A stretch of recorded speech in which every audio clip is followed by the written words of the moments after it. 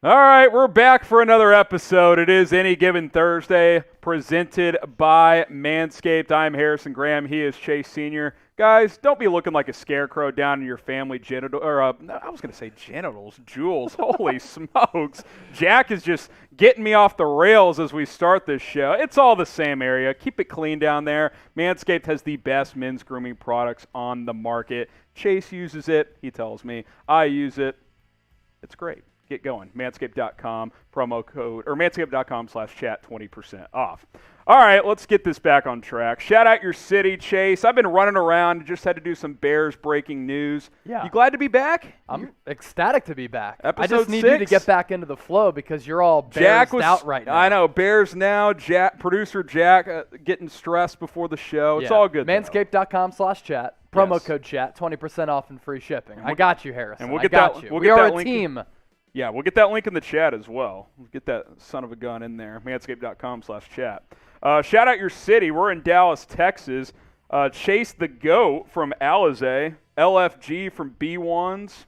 Seattle from Coach Dreadhead. Gamer Dude. Hi, Chase and Harrison. Gamer Dude. What's going on, man? Oh, my burner account is back. I don't know who keeps making these burner accounts. I need a burner account. Chase Senior burner account. Coach Dreadhead, what up, playa? I'm sure it'll come eventually. Rashard Lee's in Dallas. Clayton Lockhart's in Jackson. Columbia, South Carolina from Marquise. Get those shout-outs going. A lot of NBA stuff going on today's AGT, but we got some college football or NFL picks against the spread. We'll keep you guys up to date with everything. Sydney, Australia. Do the voice, Chase. G'day, mate. G'day, mate. My family's in Melbourne. There you go. I've always wanted Melbourne, to go to, as people say. I've always wanted to go to the Australian Open, but haven't made it over there. That'd be cool. New York from Gamer Dude. So keep the chat lively, keep it interactive. Let's get it popping. L2 Cloud is in the UK. Rashard Lee says, go Cowboys and Chiefs. How does that work?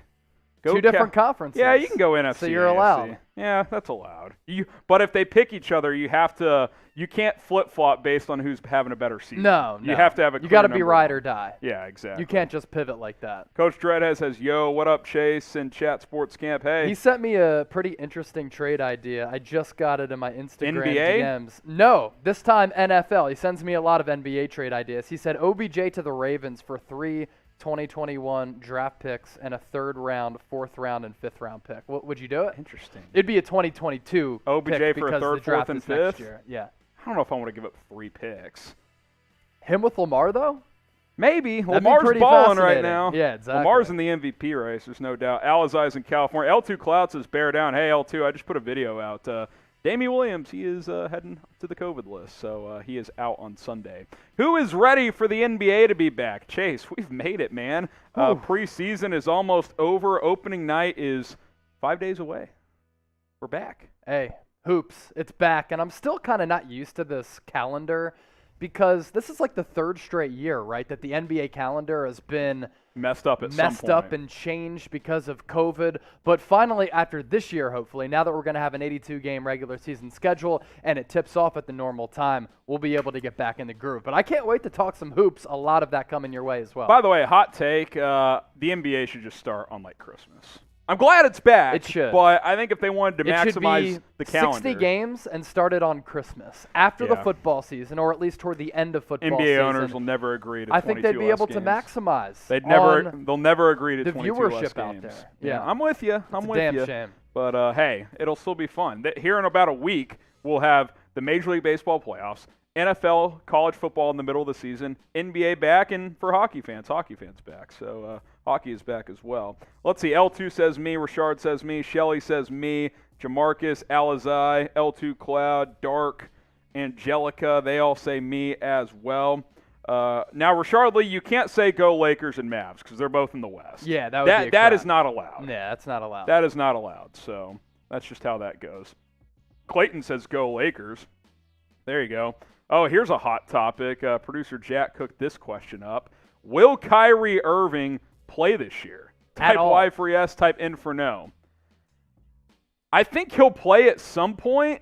I don't think he's playing anytime soon, though. What would make the Nets change their minds from the decision that they made yesterday with GM Sean Marks saying, Kyrie is not going to play for us until he is a full participant. I don't think Kyrie is going to budge on the whole vaccination deal. No. So what would allow and what would force the Nets to change if they get off to a bad start and they're like, we need Kyrie, but he only plays half of the games? The city ordinance changing. I think that's the only thing. I don't think it's going to change in New York, though.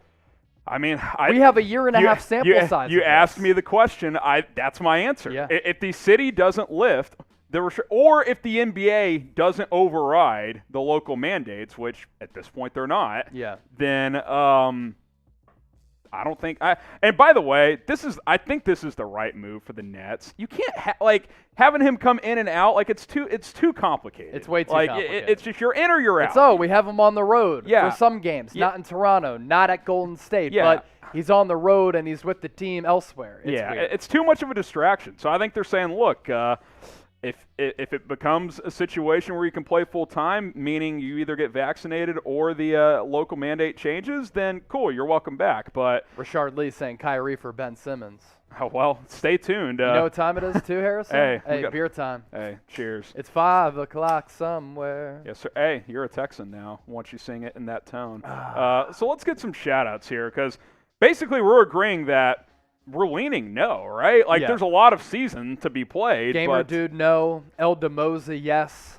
L2_Clouds, yes. Devontae Adams to Chicago. I know Harrison would be pumped up about that. He's a free agent after this year. Marquise Robertson, Kyrie will not play. Alizé saying cheers. Cheers, man. Hey, appreciate all of you for tuning in today. Can't wait to get into today's show as well. So much to get to. Yeah, it's going to be a good time. Let's see what else we got. King Higgins says no. Evan says yes. Alizé saying cheers. Appreciate that. Kyrie Irving doesn't deserve to play. Here's the bottom line. Regardless of what any of us think about the Kyrie situation, he's proven to be unreliable time and time again. Yep. And I think that's why Brooklyn's saying, you know what, we're just gonna step away from the situation. Yep. So there you go. Favorite NBA team? Let us know. Let's hear it. We've already had some shout outs. We see a Go Warriors in the chat from B1s. We saw a Go Lakers earlier as well. Rep your favorite squad and light up the comments. I'm a Mavs fan. Chase is, of course, a Sixers fan. He's got his own drama to deal with in Philly. So, how many Ben Simmons videos do you think I've done over the last couple of months since we launched our Sixers channel? It's been a lot. How many videos have been on the Sixers channel? I would say if that number is 50, probably about that. I would say 40 of them have been Ben Simmons. I was going to say 30 to 40. Yeah. Tyrese Maxey and draft stuff. Tyrese Maxey, Ben Simmons, and I think there's one Joel Embiid contract extension. Yeah. Otherwise, it's been probably the biggest story of the NBA offseason. It's now the second biggest story in the NBA. With Kyrie, Shout out to Kyrie. He's always in the headlines.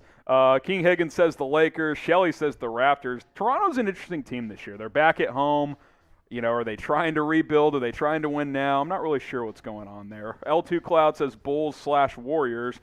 That works, East and West. Go Mavs from Jamarcus. How about that win? I know it's preseason, but 70-point win? My God, that was a bloodbath. Shelley Dahlman, Raptors. Go Mavs from Anderson Don. Yeah. We have people repping from all over. We got a Miami Heat fan in there. Gamer Clippers. Dude lives in New York, but he likes the Clippers. That's interesting. Interesting. I've been watching. It's 50. I don't know what that means, Alizé. What does 50 mean? What are you referring to there? A 50-piece. 50-piece? It was a 70-piece last night. Hey.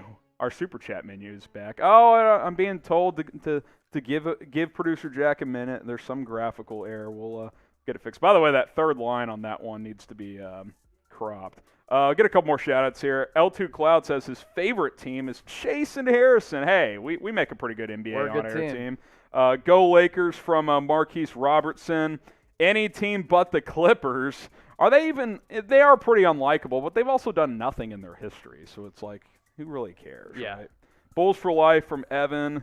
We already got a hashtag NBA in there. We're going to bring back a mailbag this week. So use hashtag NBA in the comments. Ask your questions. We'll get to them. Gamer Dude says you guys are the GOATs. Appreciate that. Millard is a Heat fan. We good, Jack? Ready to go? All right. Here's what's on our super chat menu. If you guys feel inclined, feel courteous enough to support the channel. $1 chip challenge. Did I agree to that? I didn't hear about that. Jeremy's eating that. I think Jeremy Chugs would have to take a little bite of that. $1 shout out, $5. Beers cheers on that one, $10. Chug remaining beer, is that what that means? All right, $20 a shot of Fireball, then for $100, Spicy Chip Challenge. This thing is hot. So if you want to see Jeremy us almost sweat. had to go to the hospital after he ate that thing. He was wiping his tongue with a paper towel. Do we have enough milk to soak that up? No, because I drank the last remaining milk because I ate cereal with it. So well, sorry, Jeremy. $100 super. Better hope we don't get that Somebody one. will get in trouble.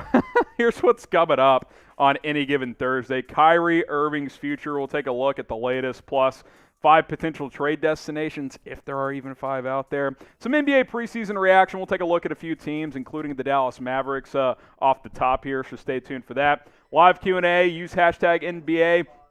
Or you guys can super chat.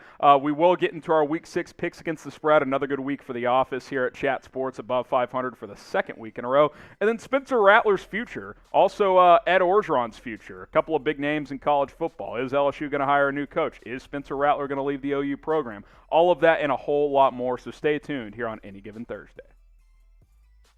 Welcome into Any Given Thursday by Chat Sports. I'm Chase Senior. He's Harrison Graham. Coming up on today's show, we're going to talk some Dallas Mavericks because they put a thumping on the Charlotte Hornets in the NBA preseason last night. I was walking home from work. Harrison Graham texted me. He's like, yo, do you see what the Mavericks are doing? A 127-59 victory. And we understand it's only the NBA preseason, but the Dallas Mavericks looked really good, namely Kristaps Porzingis, who's a main talking point of today's show, as well as Kyrie Irving. Could the Dallas Mavericks maybe pull the trigger on him because of his vaccination status? And Sean Marks, the general manager for Brooklyn, saying Kyrie Irving not going to join our team unless he can be a full participant. But what'd you see from the Dallas Mavericks last night in that runaway victory in the NBA preseason, H. Grant? Look, I'm not going to sit here and say I watched all 48 minutes. Did watch a little bit.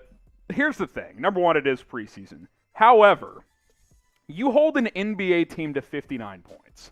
The Mavericks have made it an emphasis in the preseason to bust it defensively, and that was not the case last year. That hasn't been the case throughout a lot of their history when they were good teams. That 2011 team was a rare outlander because they had Tyson Chandler, a great defensive center. They had Shawn Marion and all those dudes, but they're getting more active defensively. Kristaps Porzingis looks as good as he has in about a year and a half. I'm not saying he's bubble KP, but he was impressive last night. He looks fresh. He looks in good shape, which I've told you guys on our Dallas Mavericks channel, youtube.com/MavsTV, that this is the first healthy offseason KP has had since joining the Mavs. I don't think people realize how big of a deal that is. In the past, he hadn't been able to train. He hadn't been able to work on his game in the offseason.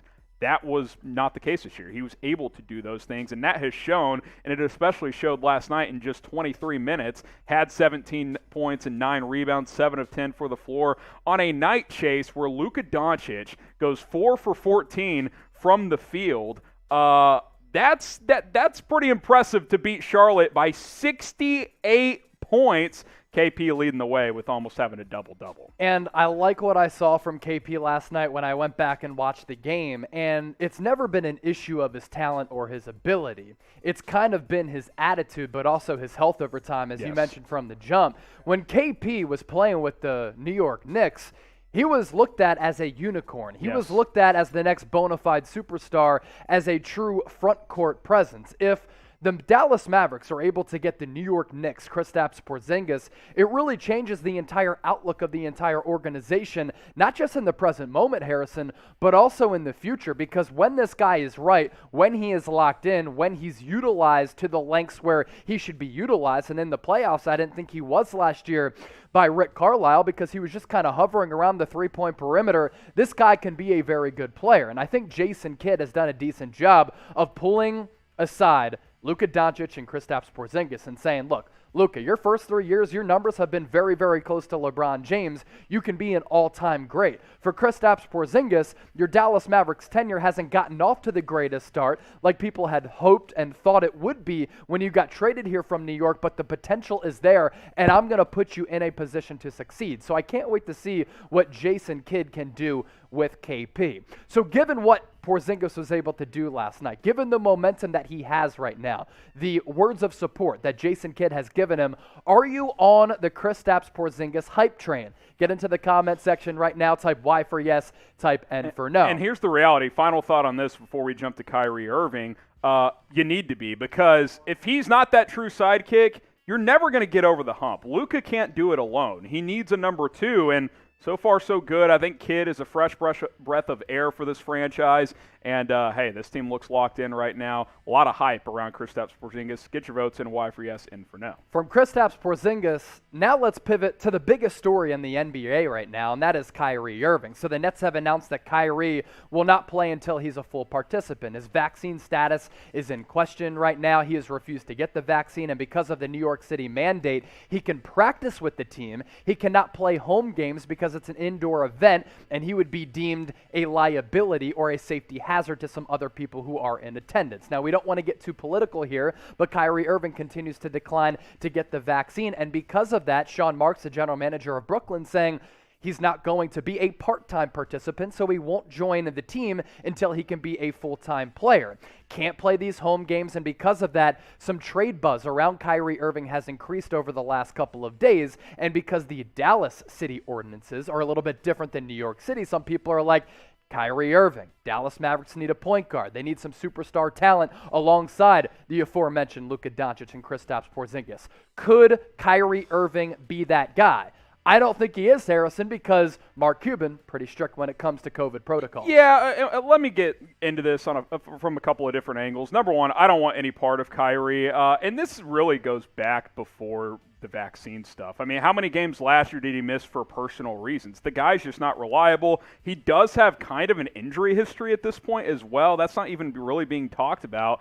His first year in Brooklyn, he missed like 60 of 80 games. And then this past year, he would miss games all the time for personal reasons, and he was hurt come playoff time. He's just not that reliable. Look, he can do what he wants, and in my opinion, that's his right. He can not get the vaccine if he doesn't want to. That's totally fine. But the Nets can also do this and say, hey, we don't want a part of you. And we know with Mark Cuban, we'll go to this quote here where he says, if you work for me, I require my employees to be vaccinated unless there's a doctor's reason where they can't be. Like you, I don't want any of my kids to be at risk. That's also Cuban's right, and any other business owner's right. If, hey, this is what we require. If you're not doing that, you don't have a job here. Now, it's going to get sticky for Cuban if a couple of things happen. Does that mean players as well? Or does that just mean people in the front office, in the building as everyday workers? Because we know Trey Burke's not vaccinated. Does that mean he's getting cut? He was already on the roster bubble. Maybe that just means they're going to cut him. Right. Or maybe he's not talking about players. I think if he's not talking about players, that's going to be a little sticky of a situation. So I think it's going to be very interesting. I will say this. There is no chance Mark Cuban will trade for Kyrie. No. There's no way it's going to happen. I've heard a couple of you guys, should they do it? A, they shouldn't, and B, it's irrelevant because Cuban is not going to trade for Kyrie Irving, especially if he's unvaccinated. But even if he is, I don't think he's going to because, Chase, remember the Boston situation? You put him with some young and rising stars like a Luka Doncic? That was a disaster. So I just don't think it makes a lot of sense at all. So should the Mavericks trade for Kyrie Irving, type T for trade, type P for pass? That's the question that we're cooking up for you because we understand the Dallas Mavericks could use some roster upgrades, and there's no question that Kyrie Irving is a very, very special player. I mean, the things that he can do with the basketball, his finishing ability around the rim is incredible. He can have the ball on a string and have this unbelievable handle. He probably hit one of the greatest shots of all time in NBA Finals history when he helped the Cleveland Cavaliers a few years ago win that championship alongside LeBron James. It's really unfortunate, though, because Kyrie is such a special player, and he does things at the guard spot that we haven't seen a lot of guys do. The problem is, I just don't like Kyrie Irving, the person. He's not reliable. Yeah. I can't hold him accountable for his actions, and I wouldn't touch Kyrie at all. I wouldn't make a trade for him. I wouldn't want him on my team. If I'm Mark Cuban, I don't want him as part of my organization because I just don't know when he's going to be available to me. I don't know how many games he's going to play in, and when he is healthy and playing, I don't know if he's going to have to sit out a couple of games and just disappear like he did last year with the Brooklyn Nets. So those are all problems when you are running a business and your business is dependent on winning games. And if Kyrie Irving isn't playing in a certain amount of games per year, whether that be because of COVID protocols, he's just missing, doesn't feel like playing because he's done that too, that's going to affect the bottom line, and that's going to affect your win-loss record. I'll tell you this, if somehow Kyrie ends up in Dallas, we'll do a video. We'll break it down for you guys. But even though that's not going to happen, we'll still have videos. Subscribe now for more updates, news, rumors, trade ideas around your Dallas Mavericks games that count or just around the corner. We'll take a look at some of those matchups as well. It's youtube.com/MavsTV. We'll keep you guys up to date with everything Dallas Mavericks related. So we took a look at the final preseason, or the last preseason game. Dallas has one more. Then these games start counting for real. So you got the Bucks on Friday night for the preseason finale. And then games count for real. October 21st at Atlanta. The home opener on October 26th against the Houston Rockets. NBA basketball is back, which is why you guys should subscribe. What playoff seed, though, are the Dallas Mavericks going to get in the Western Conference? Are you buying into the hype? Chase, can this be a top 4 team in the West this year? A top 4 team, yeah. I think their ceiling is a number 3 seed in the West if they kind of over-exceed expectations and Luka Doncic because of an MVP candidate. I'm kind of pegging them between that 3 and 6 range. Yeah, so let us know, what seed will Dallas end up with in the Western Conference? All right, we can give some shout-outs here. Yep. I can't hear you in my ear. I can just hear your voice. Oh, that might be what it is. Yeah. I think I just hear you talking. I don't think it's in my ear. We're having producer communication issues, guys. We'll get that straightened out. Let's see. Anderson says the 4 seed. Alizai says the 8. Oh, come on. They'll be more than number 8 seed, you would right? Hope. You would hope. Oh, if you're the 8 seed, that's a problem. That means there were some injuries or something. 16 seed from Tom Downey's burner account. 4th from Gamer Dude. That's more realistic. That's disrespectful. That's 5th from Marquise Robertson. Wow. Rashard Lee says the 2 seed. 7th play-in game. I don't think they'll be in the play-in. I think they'll be a top 6. Clayton says 4. Alizai says 8. Evan, 5th seed. Gamer Dude says the 4th seed. Kyle Hudson says the 5th seed. Seeing some hashtag NBA stuff. We'll get to your questions coming up here later on in the show. So use hashtag NBA, or you guys can super chat to get on the show. All super chats are prioritized. So if you guys want to donate, we will be sure to answer all of those questions. Bronze. This show is not Chase and I's opinion on the vaccine. We're just presenting the facts. Yes. And the facts are that the Brooklyn Nets have decided not to play him because he cannot play at home. Those are the facts. I mean, and team, whether you like it or not, teams don't want to deal with that situation. So just a reality. Regardless of what I think, what Chase thinks, what you think, that's where we are right now. Yeah. Elda says 1st seed, 2nd behind the Lakers from Rashard Lee. Cavs are a 1 seed. Well, no wonder he had the Mavs as a 16th seed because he's got Cleveland winning the East.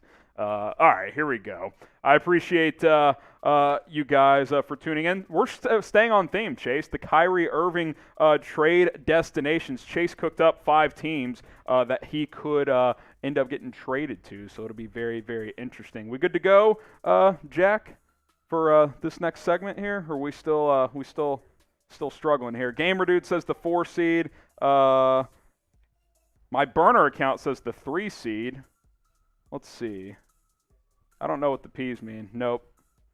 We'll make do with that. We got to go to the next thing here, guys. Appreciate you guys getting your shout-outs in. Let's get into some Kyrie Irving trade destinations and the latest around the Brooklyn Nets guard here on today's show. I'm Harrison Graham, and he's Chase Sr. It's Any Given Thursday here on Chat Sports. Today's show, we're going to take a look at the latest around the Kyrie Irving situation, plus some potential destinations for the Brooklyn Nets guard if he were to get traded. So, Chase, get us caught up. What's going on with Kyrie, and where do we sit with the regular season just a few days away? Yeah, we'll lay the foundation before we get to some of those trade destinations because there's a lot going on with Kyrie Irving right now. So the Nets said yesterday, GM Sean Marks, that Kyrie will not partake in team activities until he's a full participant. Basically meaning until he gets vaccinated, he's not going to be a member of this team because of the health and safety and COVID protocols in New York City.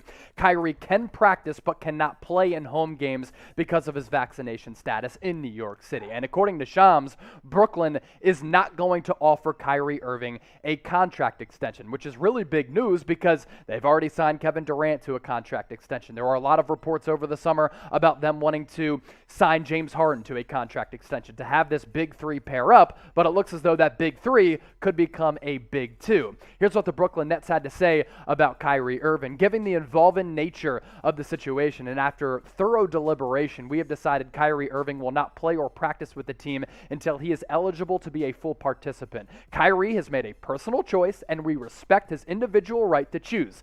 I'm standing with all those that believe what is right, Kyrie Irving said. Everybody is entitled to do what they feel is best for themselves. Seeing the way this is dividing our world up, it's sad to see people are losing jobs to mandates. In order to be on the team, I have to be vaccinated. I chose to be unvaccinated, and that was my choice. I would ask y'all to respect my choice. That's what Kyrie Irving had to say about his vaccination status.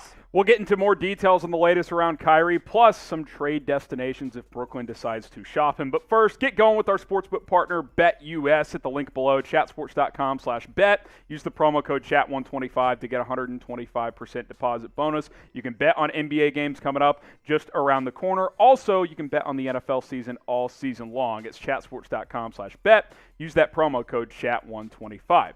Let me just be very clear on this. Kyrie Irving, he can do what he wants. The law does not force him to get vaccinated. However, this is not the first time, and this is not the only reason that Kyrie has been unreliable, really for years now. He's proven to be unreliable. How did things go in Boston? He was a disaster. He was not a leader for Jason Tatum and Jaylen Brown. They didn't even entertain re-signing him. They just said, sayonara, we don't want any part of you. And now you've got last season with Brooklyn. He's got injuries for the second year in a row. He's missing games for personal reasons. Look, we all have stuff in life, but he signed a contract to play basketball, and he is unable to play due to something that is in his control. Whether you think that's fair or not, that's the reality of the situation, and that's what's put Brooklyn in this bind, and they said, you know what? We're not going to allow you to be a part-time player. You're either in or you're out, and right now he's out, which means maybe he could be on the trade block as well. And it's not like Kyrie Irving is flaky just based upon this. No, this is reason number 10. You are who you are, and your history follows you, and there's a large sample size, and there's a lot of examples of Kyrie Irving being a really, really weird and different dude. He's somewhat out there.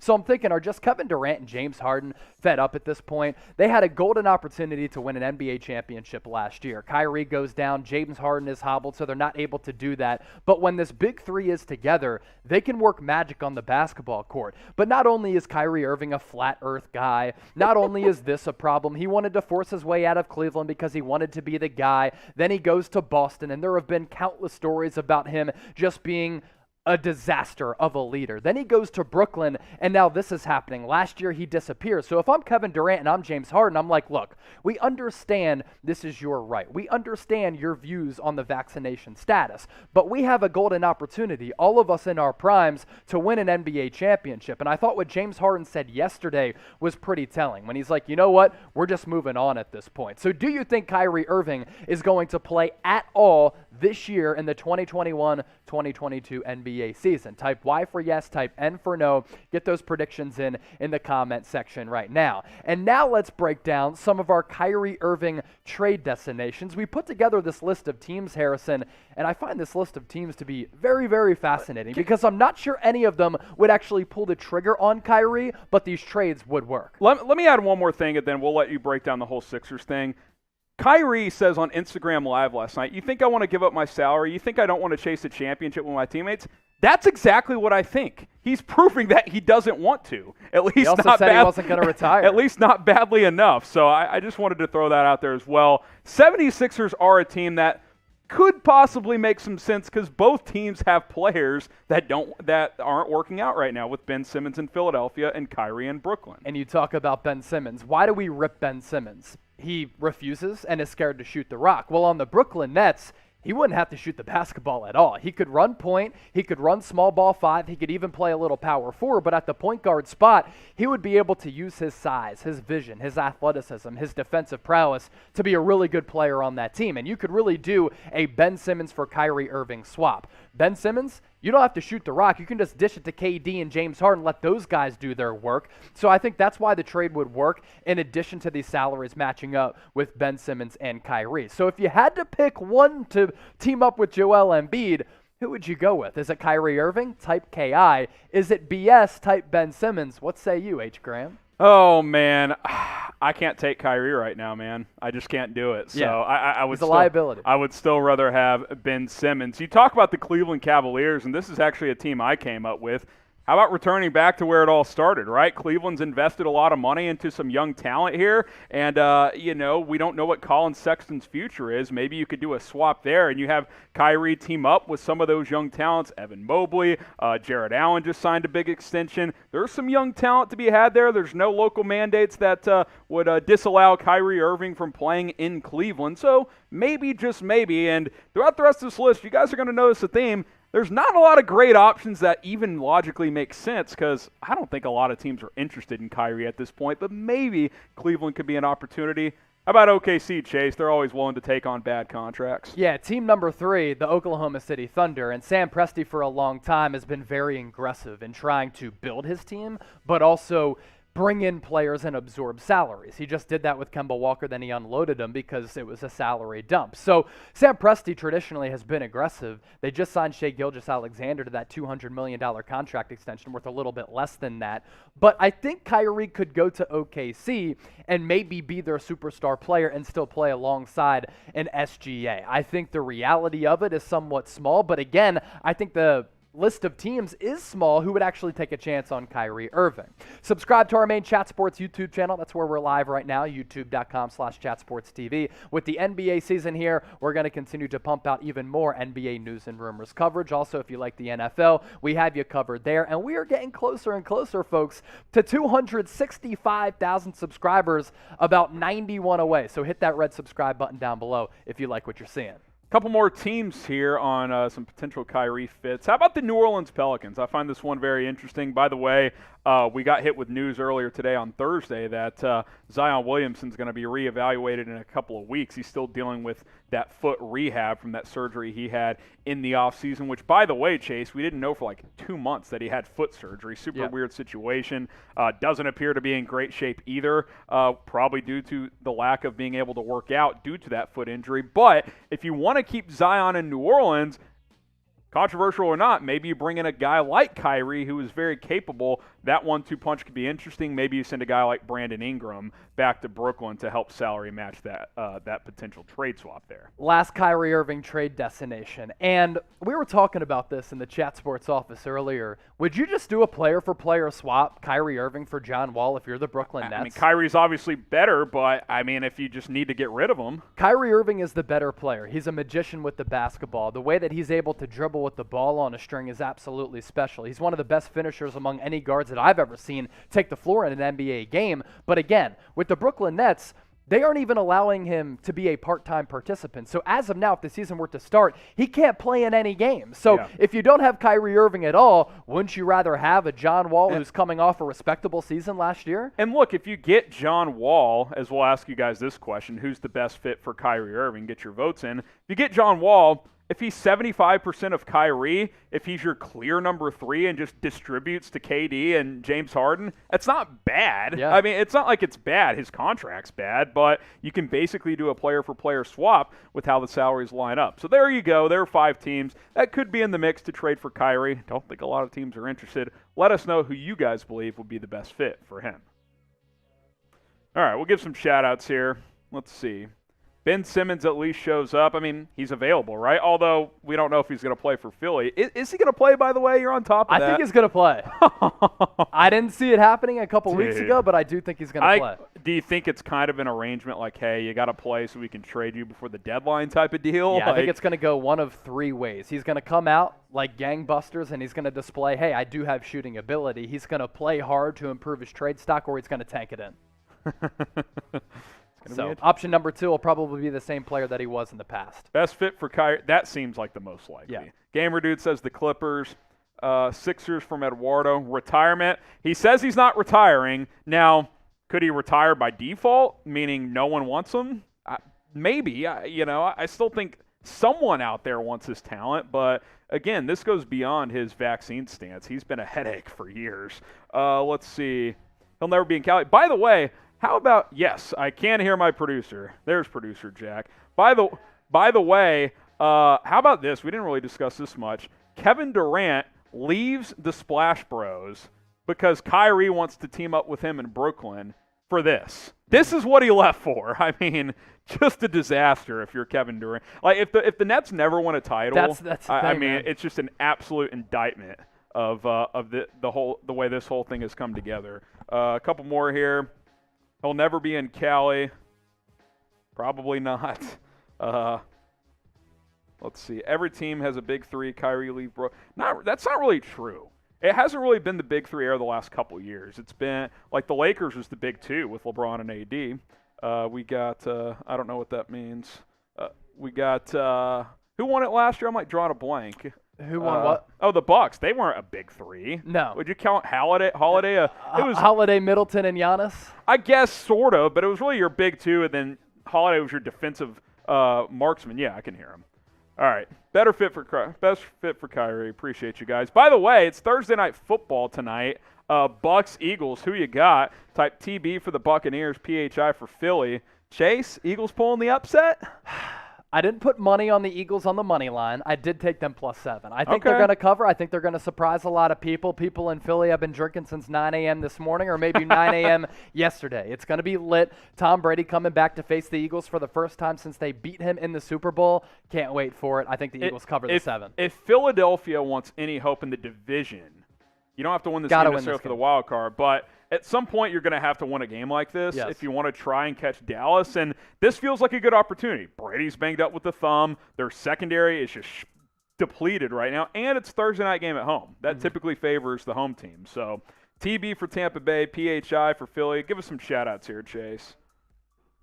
Yeah, we'll do some shout-outs here. Gamer Dude going with the Eagles. Harrison Graham's burner account saying Bear Down and Tampa Bay. Alizé riding with the Bucks. Eduardo David going with the Buccaneers as well. Thanks to all of you for getting those votes in and continue to keep that chat flowing. 45-10. Yeah, we got 125 people watching. Spread the word. Share the link to this video. Let's get more people in the chat. We're going to step away and do some college football briefly. Spencer Rattler, what is going on with the Oklahoma quarterback situation? Let's break that down here on Chat Sports. He's Chase Sr. I'm Harrison Graham. It's Any Given Thursday, every Thursday at 5 o'clock Eastern, 2 o'clock Pacific time, live here on Chat Sports, youtube.com/chatsportstv.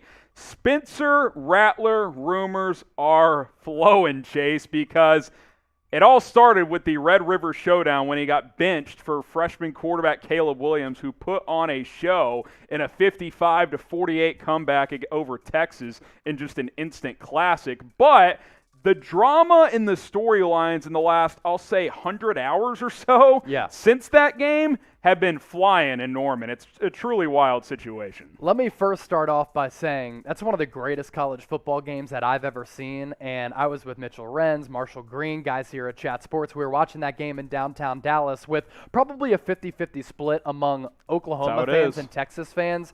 One of the greatest atmospheres that I have ever been a part of, watching a game not at a stadium. And I had said to Marshall earlier on in that matchup, wouldn't surprise me one bit if Spencer Rattler ends up getting benched, not just because of how he is performing against Texas, because of how him and the offense have struggled all throughout the year. And it all kind of came to a boiling point against Oklahoma when he was just putting forward a dud. 8 of 15, 111 yards, 1 rushing touchdown, but he threw a pick. He fumbled the football. He looked really, really bad. And what does the coaching staff do? You know, Lincoln Riley goes with Caleb Williams, a former 5-star recruit, who everybody's been talking about as the better quarterback. And I thought immediately when he came into the game, the entire offense changed, the mood of the team changed, and he came in there and made some NFL-quality throws. And I said, you know what? He's the much better quarterback than Spencer Rattler, and I can already know that and come to that decision after one half. Yeah, this has been building up for weeks. I mean, we watched the West Virginia game a few weeks ago where they skate by at home against a West Virginia team who is now 2-4, by the way. They could not move the ball at all that night. Yeah, he was winning games, so Riley was like, well, I can't bench the kid. We keep winning. But then you're getting blown out by Texas, and Riley's like, you know what? I got to try and win this game. Yeah. I'm going to my freshman quarterback, and Caleb Williams completely sparked the team. And Riley has really created unnecessary drama. Because what does he do after the game in classic Lincoln Riley fashion? He doesn't name a starter. It could be Williams. It could be Rattler. So here's kind of where we are with this situation. Williams leads the comeback, and then there was all kinds of rumors. Oh, Rattler missed practice. He was quote, sick potentially. Other people were saying his locker has been emptied out. No, he was at practice. All kinds of conflicting storylines were circulating in Norman, but then it was later revealed that he missed Monday's practice due to that illness. I'm going to put it in air quotes, but returned on Tuesday. And then what really blew this open, Chase, was the Oklahoma student newspaper, the OU Daily, got a hold of Spencer Rattler's dad. His dad tells the paper, yeah, he was ill and that he was cleared to miss practice by Lincoln Riley and that he was going to stay with the program. But then Lincoln Riley is basically like, no more media access. We're shutting it down. No one else can be involved. I'm not talking to the media. Spencer's not talking to the media. Carson Cunningham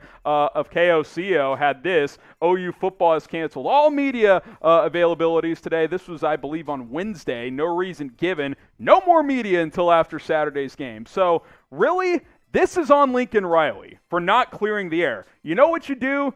We love Spencer Rattler. He's done a lot for this program. We feel like Caleb Williams gives us the best chance to win right now. It's as simple as that. It's just that easy, but he won't do it. Now, here's the real question. Chase, do we believe Spencer Rattler's father when he said Spencer was sick? No chance.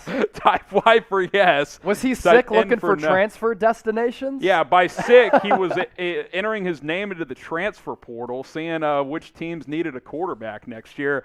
This is fake news. I mean, he was not sick. Now, I don't blame him for taking a mental day and just kind of regrouping, like contemplating his future, because let's be honest. Spencer Rattler is not going to start for Oklahoma on Saturday. It will be Caleb Williams against TCU. I don't care what Lincoln Riley says. The OU Daily blew this whole thing open with saying that Caleb Williams got most of the first-team reps. So he was not sick. We'll see what his future holds, but this has been an absolute nightmare for Lincoln Riley this week. And for Lincoln Riley, he wanted the competitive advantage of the opposition not knowing which quarterback he was going to go Gary to. Patterson's, if it was going to be Caleb Williams. He's prepping for Caleb Or Williams. if it was going to be Spencer Rattler. But now, it's like the OU Student Daily lit this entire thing on fire. And they're like, you know what? We can see with our binoculars that Caleb Williams is getting the first team starts. Spencer Rattler's probably entering his name in the transfer portal. Good journalism work by the student newspaper at Oklahoma. Now, today's show is presented to you by our sportsbook partner, BetUS. Maybe you can bet in the future on some Spencer Rattler future destinations or NFL games, NFL futures, whatever. BetUS is rocking everything. Chatsports.com/bet. You enter the promo code CHAT125. That allows you to get a 125% deposit bonus. So when you put $100 into your account, you get an additional $125 back. You can only get that deal if you use that link in that promo code that's at the bottom of your screen and on your screen right now. So now the natural move now is, okay, who's starting? Well, it's Caleb Williams. Now, Lincoln Riley doesn't have to name him the starter. He can say, we haven't decided, but the OU Daily reported that Williams was taking most of the first-team snaps. I think he outsnapped Rattler 15-7 or something like that. He was practicing with the backups, Rattler was. Now, again, this is not – anybody who's covered college football in the Big 12 specifically over the last several years, this is not new for Lincoln Riley. When Kyler Murray was slated to be the starter, future number 1 pick Kyler Murray, Austin Kendall's been awesome. He could start. He's not starting. No, it was obviously going to be Kyler Murray. He's done this for years. He refuses to name a starting quarterback. It'll be Caleb Williams. Lincoln Riley is being soft. He's trying to create some made-up advantage that Gary Patterson is not going to buy into. By the way, Patterson responded by saying Max Duggan is questionable. I don't think Duggan's hurt in any way, shape, or form for TCU, so they're playing a little chess, but it's really fake chess. It doesn't really amount to anything whatsoever. Riley, Caleb Williams is your guy. If you start Spencer Rattler, you're a fraud, and you're not giving your team a better chance to win. That's just the reality of the situation. So what does Rattler do, Chase? Does he go pro? Does he transfer? What does he do? Because this is such a unique situation. This was the preseason number 1 overall pick, most likely, for the NFL draft. So what happens now? Like, you and I agree that Caleb Williams starts. That's what happens for Oklahoma. But what happens for Spencer Rattler? I think that's the big question if you're him and his family trying to navigate his future. It's been a precipitous fall for Spencer Rattler. As you mentioned, he comes into the season as the #1 quarterback on everybody's big board, but I was confused by that because last year when I watched Spencer Rattler, I just didn't see a guy who was, one, a team leader, two, a guy who other people were going to rally around. Yes, he has good arm talent, but other than that, I didn't like his anticipatory throws. I didn't like his pocket feel or his pocket movement. I personally did not see him being a #1 quarterback. So I think what's going to happen, Spencer Rattler is going to transfer or he's going to enter the NFL draft. Now, he's not going to be the #1 overall pick like a lot of people had pegged him to be if he does enter the draft, but there is going to be some arrogant, some egotistical NFL scout or NFL head coach who's going to take a chance on him and say, he's got the arm talent. I can work with this kid to slow the game down for him and build him back up, and we can get this guy as the franchise of our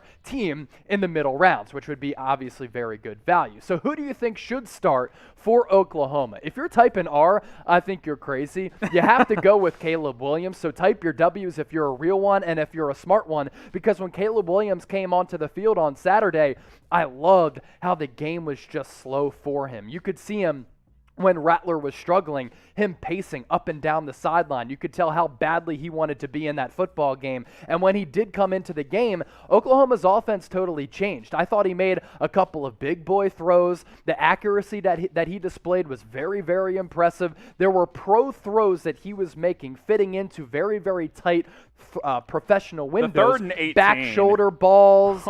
Lofting balls into the end zone. You got to go with Caleb Williams. I think by far and away, he is the better quarterback, not just as a prospect, but for this Oklahoma team right now. Yeah, and look, it's not Lincoln Riley's job to play the better draft-ready quarterback. It's his job to win football games in Norman, and I think that's going to be Caleb Williams. So we'll circle back to this. Where does Rattler go from here?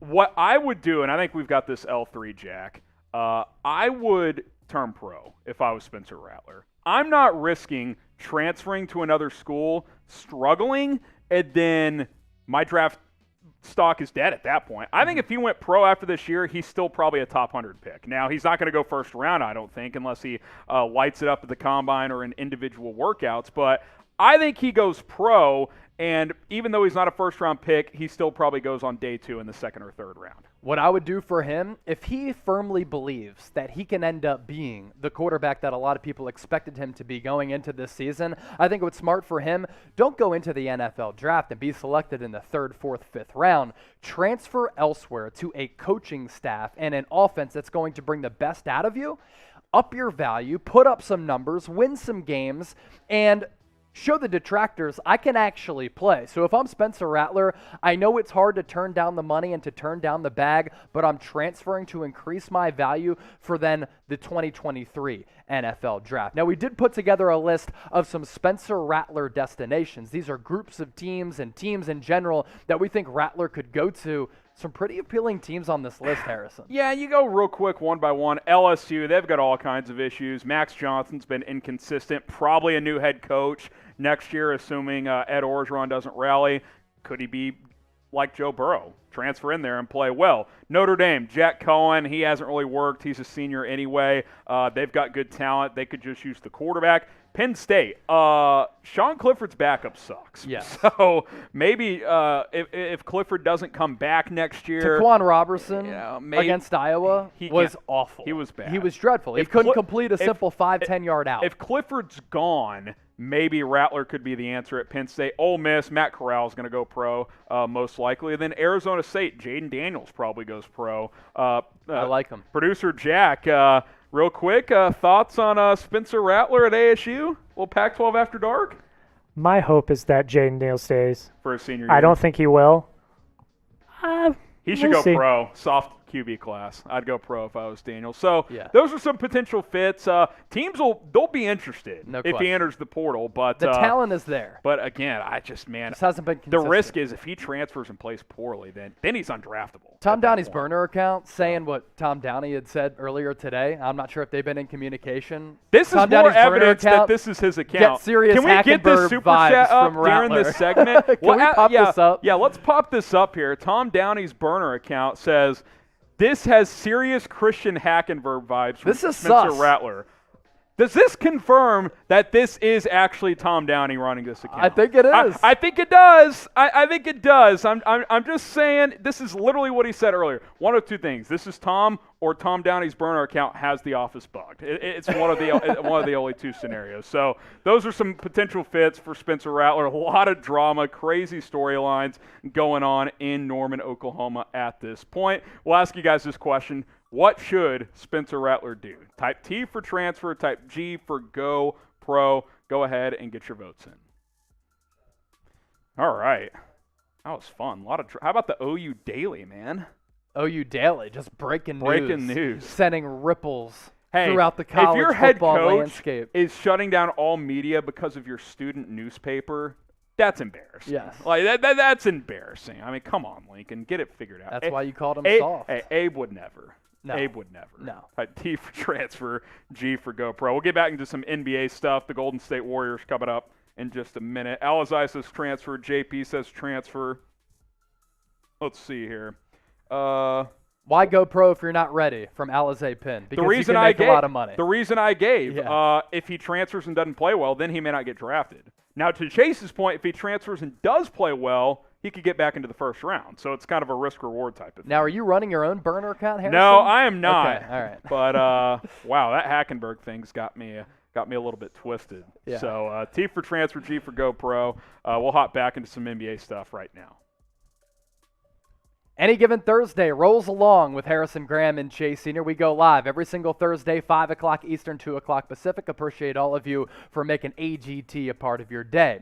We're talking some Golden State Warriors basketball on today's show because Jordan Poole continues to light up the NBA landscape, and so many people are just shocked and hyped up about what he's doing, and that also includes Steve Kerr, who's been very complimentary about what Jordan Poole has been able to do throughout Warriors preseason as well as Warriors training camp, and there's been a lot of conversation about Jordan Poole potentially becoming a third Splash Brother. Now, the reason for that is he's been putting up digits, Harrison, throughout the preseason, and he is probably the number one candidate to be either the most improved player of the year or the number one breakout candidate because his numbers throughout the preseason have been ridiculous. He's been in his damn bag. I'll tell you what, you've been covering this more than me. Shout out to Jordan Poole. He's the new Kelly Oubre. The real ones know. But 23 points, 44% from three. It's getting to a point where if you're Golden State, you may have to start this kid because he's just been that effective. Here's what Steve Kerr had to say. Quote, the thing we're trying to press upon him now is his defense. Yeah, if you're getting 25 a night, you don't got to play defense.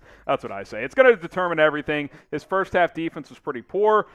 In transition, he wasn't hustling back, wasn't playing with any physicality. Don't miss the pool party. Now, Kerr's probably right. He's got to play a little bit better on defense. He's got to work on that end. But if he's going to be like a 17, 18-point scorer for this team, like – that's a huge lift. You get that. You get Klay Thompson back. You got some depth pieces all of a sudden. Maybe Andre Iguodala gives you something later on in his career. And, of course, Steph Curry. But the pool party has arrived, Chase. I hope you got a new suit because this thing is lit out there in the Bay Area. Right I'm ready to cannonball in that MFer, man. I'm ready to cannonball inside that pool party and let's ride because I'm thinking – are we going to get three Splash Brothers once again? Now, it started off with only two, with Steph Curry and Klay Thompson. Then Kevin Durant comes to Golden State, and he balls out in the Bay. They end up winning 2 championships together. KD goes to Brooklyn, and without him, this team has gone in a downward trajectory, mostly because of that and also Klay Thompson getting injured. But now we have Jordan Poole, who looked at first to be a bust. Now he could be a bona fide bucket getter. And I think they're going to share the floor all at the same time, Klay Thompson, Steph Curry, well as Jordan Poole, because Steve Kerr said as much. And when it comes from the source, you have to take stock in that. Steve Kerr saying this about the new threesome Splash Brothers. When Steph and Klay are both on the floor with Jordan, we're going to have a chance to go from good shots to great all the time because defenses are going to have to be responding in every direction. And Harrison, that's what made the Golden State Warriors with KD, Draymond, Steph, and Klay poetry in motion and some of the most beautiful basketball that we've ever seen because these guys didn't even need to dribble the ball in order for that offense to work. And that's going to be the same case with Poole on the floor. And what's been crazy, and by the way, type splash if you think Jordan Poole's going to be the next Splash Bro because, hey, it could be the triplets once again with the new member here. What's crazy about Poole when you watch some of these highlights and stuff, a lot of it is like it is him dribbling and playing iso ball. So Yeah. imagine if he's just playing within the flow of the offense. We know he can play iso ball based on what we've seen in the summer and now into the preseason. But, man, if he's just catching and shooting from Steph and Klay, I mean, this thing's going to be fun in Golden State. I think that they've got a real player on their hands here in Jordan Poole. And that's him being a real player is why we continue to talk about him on Golden State Warriors Today by Chat Sports. And this is a channel that continues to grow like crazy because Dub Nation isn't just in the United States. Dub Nation is all over the place. That's why we have more than 22,000 subscribers. So subscribe to Warriors Today using that link down below, youtube.com/WarriorsTV, if you want more Warriors news and rumors videos. Now, we want to pivot from that to this. Can the Warriors, because of this combination and this development of Jordan Poole becoming a very good player, contend with the Los Angeles Lakers? Now, Golden State, they do have some veteran players in the aforementioned Steph, Klay, Draymond, but they also have some younger pieces and more younger pieces on the roster than a team like the Lakers do. And Steph Curry did say some interesting things about the Golden State Warriors makeup. You've got a lot of names that have been around for a while, a lot of guys that have won. Some haven't won and some are hungry to win. They, the Lakers, have a lot of experience and talent and upside just like everybody else in the league. So Harrison, do you think that Golden State can contend with LA in the Western Conference? I think it's possible. I think what I do like is what they didn't have last year, and that's a good blend of veteran and young talent. Last year, it was just the Steph show, and they didn't have any depth whatsoever. I think they do have depth now with both some vets and some young pieces. For them to compete with Los Angeles, a couple of things are going to have to happen. Klay's got to come back and be healthy and be close to the Klay Thompson he was before, and this can't be a facade from Poole. Now, I'm not saying he needs to average 23, 24 a game, but he needs to be probably that number 3 type of scorer offensively after Steph and Klay, and that way it takes pressure off Andrew Wiggins offensively. He can go back to being more of that defensive stopper and maybe that number 4 scorer for this team. Maybe James Wiseman gets into the mix as well. I do think the Warriors are a much deeper team than they were a year ago. It's still LA. They're still the team to beat, the Los Angeles Lakers, but I think this is a pretty interesting development with Golden State, so it'll be very, very fascinating to see if they can get into the mix with the LA Lakers, who are one of the older teams in the NBA at this point in the NBA season. And now, like, the Lakers' age, is it an issue? And does that age allow a team like the Warriors to kind of streamline to the top of the Western Conference? And when you look at some of the older teams to win NBA titles over the last, let's say, 2 decades, right? You go back to 2003, those San Antonio Spurs teams, that's really when the dynasty started to get going with guys like David Robinson and a young Tim Duncan. That team won it all in 2003 against, I believe, maybe the New York Knicks. 2008, it's the Boston Celtics with Ray Allen, Kevin Garnett, as well as Paul Pierce. So many other good pieces on that roster. They were definitely on the back 9 of their respective careers. And then 2011, Harrison, this is a team that you know very, very well, the Dallas Mavericks, for when they dethroned the Miami Heat dynasty. Yeah, all their key guys are in their 30s. So it's definitely possible for LA to win like this with an old team. But I do like, Chase, that the Warriors are getting some young blended talent with guys like Jordan Poole and hopefully some of the Kuminga, Moody, yeah. obviously Kumbucket, and then James Wiseman as well once he is fully healthy, which he should be healthy pretty darn soon. So we'll see what happens with Golden State and whether or not they can actually compete in the Western Conference.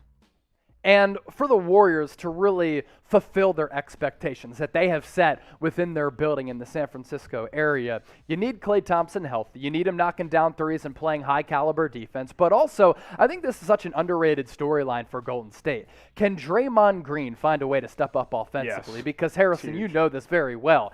His offensive game has really, really been bad over the last couple of years. And Steve Kerr has made this a point of emphasis for Draymond to be more aggressive on the offensive end of the floor. He has said, I want Draymond to take 2 to 3 3-pointers per game, which could do wonders for stretching the floor and just giving Golden State another option offensively. So who you got in a playoff series if they were to meet today? between the Lakers and the Golden State Warriors. Type LAL for the Lakers, type GSW for the Golden State Warriors. Get those votes in the comment section. For those of you watching on Warriors Today, I know you're riding with the Dubs. Also, if you want to talk basketball, you want to talk NFL, you want to talk life, hit me up, give me a follow on Twitter and Instagram at Chase_Senior. It's the same handle on both. Slide in my DMs. Let's chop it up. I always love interacting with the audience.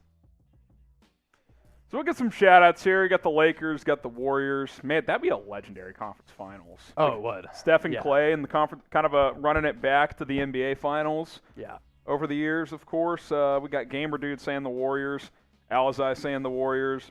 Tom Downey's burner account says the Lakers.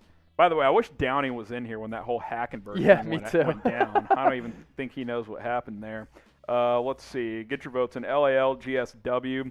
By the way, we're about to get into our mailbag, so we'll tell you guys real quick, hashtag NBA or Super Gamer Chat Dude was asking for it. to get your questions on the show. I know we got a few questions loaded up. Goat says Lakers. Alexander says Lakers. My burner account says, I love Chase. Shelly says Warriors. Stop controlling your burner account. I know it's you. I know, it's me, man. At this point. What do you want me to say? Shelly says Golden State Warriors. Evan says the Lakers.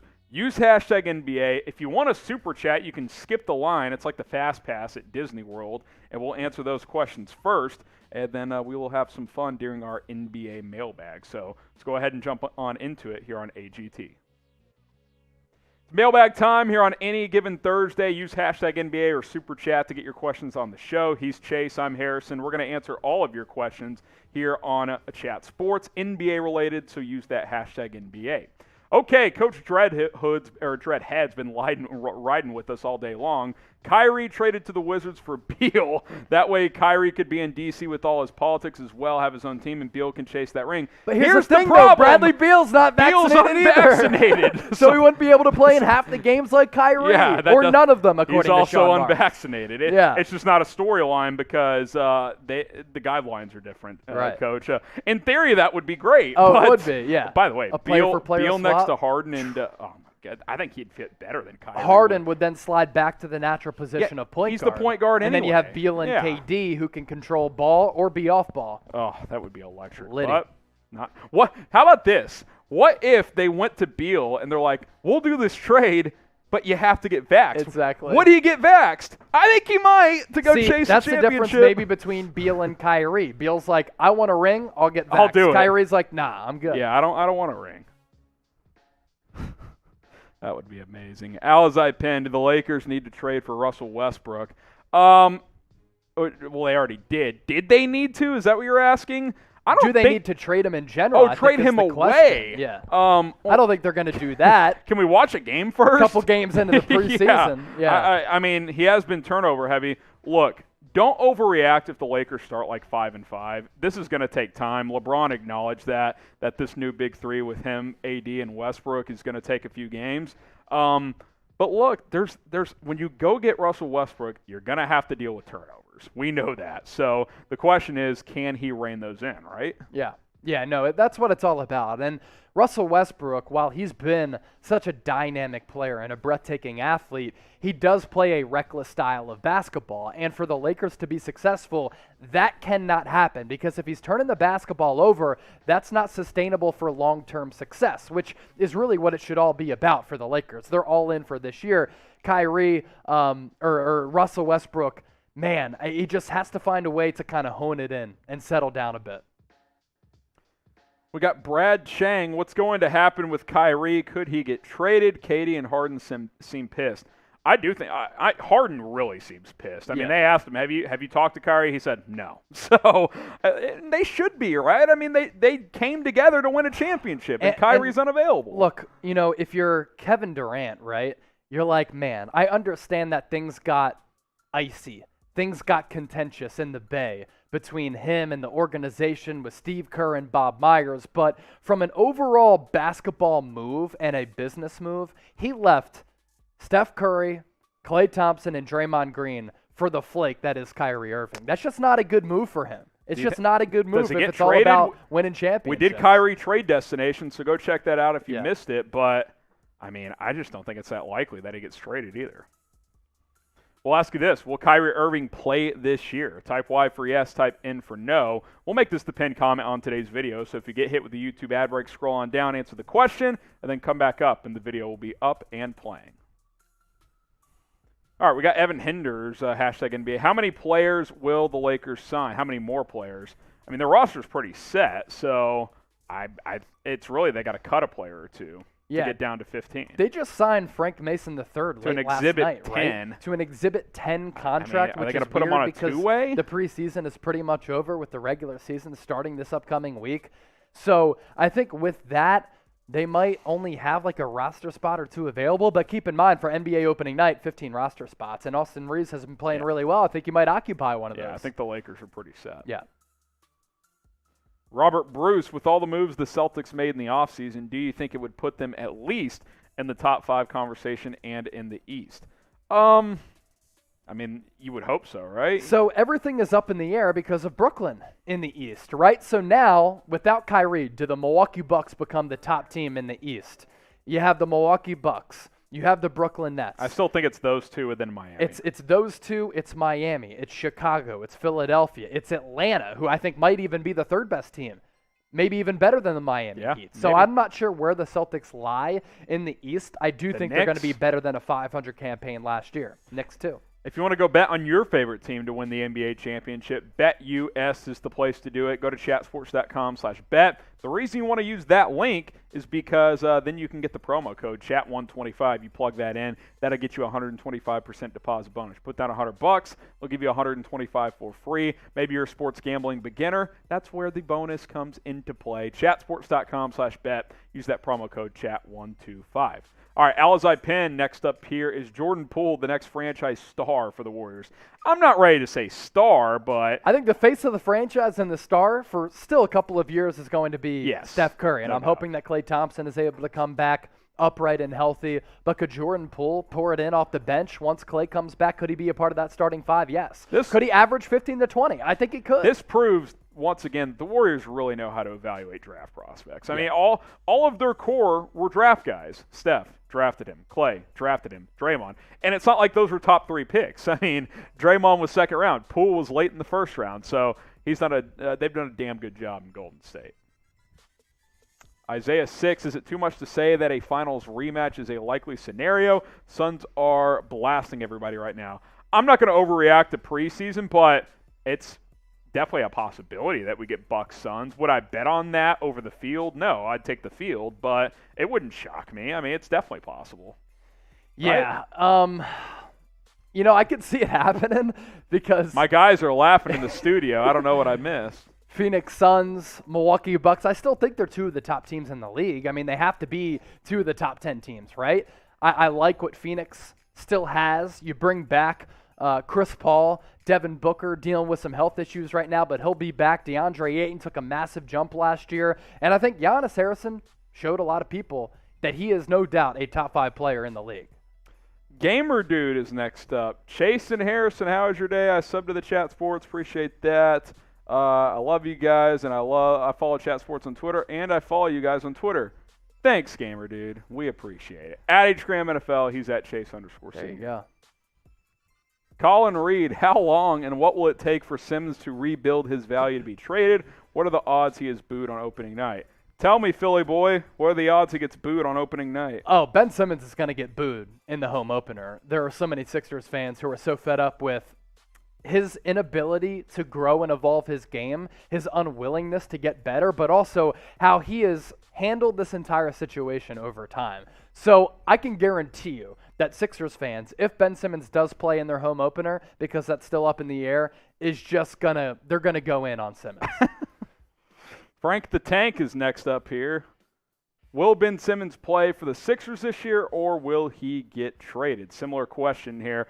I think he'll start in Philadelphia, but I still think he gets dealt by the trade deadline. I think Ben Simmons is going to get dealt at some point. Now, I just can't believe what has transpired this past week because it kind of came out of nowhere. Ben Simmons just shows up to the arena. Elton Brand gets a text, and he's like, whoever texted him, they said, Ben is outside waiting to get his COVID test. So I did not foresee Ben Simmons reporting to the Sixers. I thought this hold-off was going to be, like Brian Windhorst said, a throwing down of the gauntlet. But when you get fined $1 million for not showing up, and the Sixers are already withholding $8 million from your salary, that'll force a lot of people to come to Philadelphia from Los Angeles. Yeah, just not a good situation. You tell us, will Ben Simmons play for the Sixers this year? Type 76 for the Sixers, type O for other, as in another team. Let us know what you guys think down in the comments. 76 for Sixers, or you can type in O for other. We'll get to your next question here. JP on sports. We'll go to SM. What would it take for the Lakers to acquire Kyle Anderson? Does Kyle Anderson do much for you, Chase? He was okay with Memphis last year, wasn't he? Yeah, he was solid. He gives you some size. He's not really explosive He's or all become a that better athletic. shooter. He's become a better shooter and really an all-around better player. Now, when he was at UCLA, a lot of people were pegging him to be a future star at the college ranks as well as in the NBA.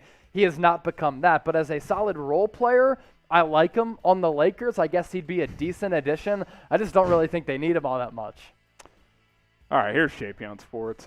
When the league expands, the teams are Seattle and who? Vegas, Kansas City, or Louisville? It's got to be Vegas, dude. With how much. How about Nashville? Nashville might be in there as well. Yeah, I just think Vegas, with the way, I'd like Seattle. they've embraced hot, for sure Seattle, but if you're going to do it 2 expansions, I'm doing Seattle and Vegas first, because Vegas has exploded with the Raiders and with the Golden Knights. Those hockey games are lit, not just for locals, but for traveling fans as well, because of sports gambling. And then Seattle, look, we all love the Supersonics, so bring them back. Isaiah, we got a couple more here. Where do you think Toronto fits in the East playoff picture? This year in Tampa held them back, but the East got much stronger. I think they're like a bubble playoff team. I think they're a bubble playoff team, too. I think they still have enough talent. I'm sorry that we agree so much, but I know that's why we do a show together. We have good analysis. Yeah. What can we say? Big play, KPJ gets the final word here, unless we get a super chat. John Morant, sleeper, most improved player. The thing is, I think he's already a star. If he's going to win most improved, doesn't that mean he's probably like an MVP candidate? He's averaging 28 and 10? I don't know if he has to improve all that much. I mean, think John Morant is already a star. We saw Luka, his second year in the league, be a most improved finalist after winning Rookie of the Year. But he improved his scoring by 9 points. Yeah. He went from 21 a game to 29 a game. So John Morant would have to do something similar. He'd have to average 30 to be in that category. NBA season, basically here. I mean, the NBA preseason almost over, training camp wrapping up. The regular season gets underway this coming week. So if you want more NBA news and rumors, as well as all of your coverage with the NFL, hit that red subscribe button down below. We're getting closer and closer, folks, to 265,000 subscribers. Nobody does do what we do here at Chat Sports. We're one of a kind. Help support us. Colin Reed gave us a super chat. He said, just wanted to be the last one. Well, you're a real one, Colin. Appreciate that, Colin. Who you got? Tampa, Philadelphia, TB for the Bucks, PHI for the Philadelphia Eagles. Chase, what's going to happen tonight? So I think the Bucks win. Wouldn't surprise me one iota. If the Eagles pull off the upset, that crowd is going to be into it because they're going to get a first-hand look at Tom Brady since they took him down in the Super Bowl 52 a couple of years ago. So I think the Eagles cover. I do think the Eagles cover. I think there's great value there, and I think it's way too large of a number. Colin Reed, thank you so much for that super chat, by the way. But I like Philly. Who do you like? Gosh. I think Philly could cover. I think the Bucks still win, though. Yeah. But if I got it's a 5-piece on the Birds. If it's straight up, I'll take Tampa. But against the spread, I'll take Philadelphia. Shelly says Tampa Bay. Gamer Dude says Philly. Shelly says Tampa. Eagles are going to get slaughtered.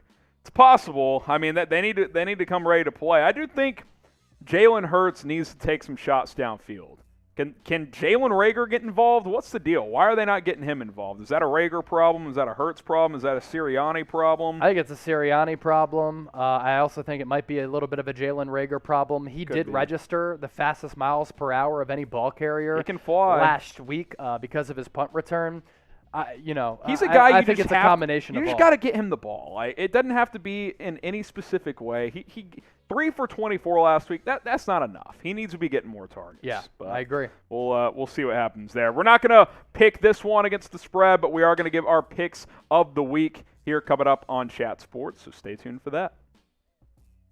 Any Given Thursday rolls along with you, Harrison Graham and Chase Sr. It is time to make our NFL picks of the week against the spread. Week 6 is upon us. We're not going to pick Thursday Night Football because by the time a lot of you guys watch it, that game will be over, but we will take a look at some of the other games. Chase, let's run through the standings real quick. Tom Downey came back to earth a little bit with the 2-3 week, but he's still pacing the office at 18-7. Thomas Mott, 14 wins. Matthew Peterson at 15-10. Yoder and Jeremy keeping us above 500 there as well. Bunch of us at 12-13. Producer Jack, Marshall Green, Mitchell Renz, R.C. Maxfield, Sam Brown. And then you got the trailers at the bottom here. Brett Scott's 11-14. Trace Gerard 10-15. I am 9-16, but I started 1-14. I'm 8-2 in my last 10. I've passed you, Chase. Hey, you're 8-17. Let me just say, last year I killed it. 60% wins. This year I've been awful. It was really because of weeks 2 and 3 where I really struggled. I'm embarrassed by my performance. I am a stiff. I am a fraud. I'm 8-17. Nobody's more disappointed in that record than yours truly. I vow to everybody that I'm going to get better and I'm going to become more reliable with my picks. But as of right now, you can call me a stiff, you can call me a fraud, you can call me a joke because that 8-17 record is just not acceptable. Hey, you're beating Jeffrey. He's 7-17-1. The Not question is, Coop Cup, what up? am I back? Type B for back, F for fade. 8-2 the last 2 weeks. Let's ride, baby. Trying to get closer and closer to 500. Get your votes in. B for back, F for fade. Chase and I are going to give our picks, and then we'll rapid fire through the office. So, Chase, let's take it away. Let's go 5-0 this week. So I'm going 5-0 this week, and that's just a guarantee. And if I don't end up going 5-0, once again, you can call me a stiff. I like the Jags plus 3.5 in London against Miami. It feels as though Jacksonville is always a little bit more competitive in London than they are in the not-so-friendly confines in Jacksonville. I think Miami is really bad. I think they're reeling. And I actually think the Jaguars have gotten progressively better each week, even with everything going on with Urban Meyer. Just don't bet the Kansas City Chiefs anymore. No. You cannot bet them against the spread because they never cover. This dates all the way back to last year. There's a long sample size of them never covering as favorites. 7-point favorites for KC, that number is way too large for me. I think Washington football team, they cover at home. Raiders plus 3.5 against Denver on the road. This is going to be one of the more difficult matchups of the week from a betting perspective, but I like the Raiders to rally after everything that's gone on with John Gruden. He deserved to get fired. What he did was stupid, but some players in the locker room don't agree with the firing of him. I think they rally. I think Derek Carr plays very well, and this is a matchup of two teams trying to avoid a 3-game losing streak. Lions plus 3.5 against Cincinnati. They're playing this game at home, and so far the Lions this year are 3-2 against the spread. Every one of their games have been very, very competitive, and I like how Detroit has played. Dan Campbell last week was crying at the podium after the game. He's like, my team played so hard, and when you see guys just put forward that much effort, it makes me really emotional because we didn't win. I think they're going to win this week. Gas the Lions plus 3.5. And then the Bears getting 5 at home against the Packers. I like the Packers. I think they're a really good team. I know they've dominated this matchup historically. I just think Chicago has that defense clicking. They have it working, and they're at home. That's a big number. Bears getting 5 at home at Soldier Field. Now, if you want to bet on these games or any games in the future, you'll have money to play with for a long time as long as you're responsible if you use that link in that promo code on your screen right now. Because if you go to chatsports.com/bet and you enter the promo code chat125, you get a 125% deposit bonus. So lay down 100, get back 125. That's 225 to game with. Yeah, it's a great deal, so take advantage at chatsports.com/bet. All right, 8-2 the last 2 weeks. Let's go 5-0 this week. The under in the Dolphins-Jazz game, the Sharps love this one. What do we mean by Sharps? The high-money bettors, the guys who really study this stuff. They love the under in that Jacksonville-Miami game. I'm going to roll with that. I also like the under in the Chargers-Baltimore game. So do the Sharps in that one. I think that could be lower scoring at Baltimore. We'll see what happens there. Browns versus the Cardinals. Browns -3 in this one. I just think the Cardinals are due to lose a game. I really do. I think that it's very possible that they win this game at home and maybe even going away. A lot of people like New England. The Cowboys haven't beaten them since 1996. I love the way Dallas is clicking offensively. I think they cover 4 easily. And then this is a huge spread, but I don't know what's going on with Daniel Jones. He doesn't play well at home anyway. Rams had extra time playing on Thursday Night Football last week. I love LA. I think they hammered the Giants on the road. Who will have the better record this week? Myself, type H, or type C for Chase? I'm 8-2 the last 2 weeks. I think Chase is 2-8 the last 2 weeks. No. I'm think not. that's right. I've gone 2-3 in back-to-back weeks. Get out of here with that blasphemy. 4-6, whatever. My 4-6 the goodness. last. I was only 2 games off. That's C for disrespectful, Chase Harrison. or H for Harrison. We'll rapid fire through the rest of the office, starting with producer Jack. Yeah, producer Jack continues to do a good job. He likes the Raiders getting 3.5. He likes the Packers as 5-point favorites. Cowboys 3.5-point favorites against the Patriots. They are undefeated against the spread this year. Bengals 3.5-point favorites at Detroit, and then he likes the Chargers getting 3 on the road against Baltimore. I kind of like the over in that matchup. Tom Downey still in first place at 18-7. He likes the Chiefs -7. We'll see if that holds. Chargers +3 at Baltimore. He likes the Packers -5 at Chicago. Lions +3.5 against Cincinnati. That's been a popular one in the office. And then he also likes the Browns -3 against Arizona. Thomas Mott's had a pretty good year, 14-9-2. I think he's the only person who actually has ties on his betting record. Jags +3.5, smart move. He likes the Packers -4.5. He always seems to get these numbers lower than what we do. Not sure how that's possible. Is he cheating? Maybe. Chargers +3, Cardinals +3, and then Cowboys -4.5.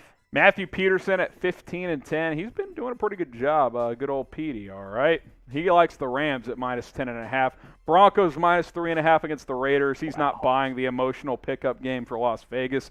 Under in Detroit, Cincinnati, 48. He likes the over in the Baltimore Chargers game, and then the over in the Colts versus the Texans as well. Boss man Yodes, the Yoda, especially when it comes to his picks, 14-11 on the year. Browns 3-point favorites against the Cardinals. I think the Cardinals go down this weekend. If it's at 2.5, I kind of like it.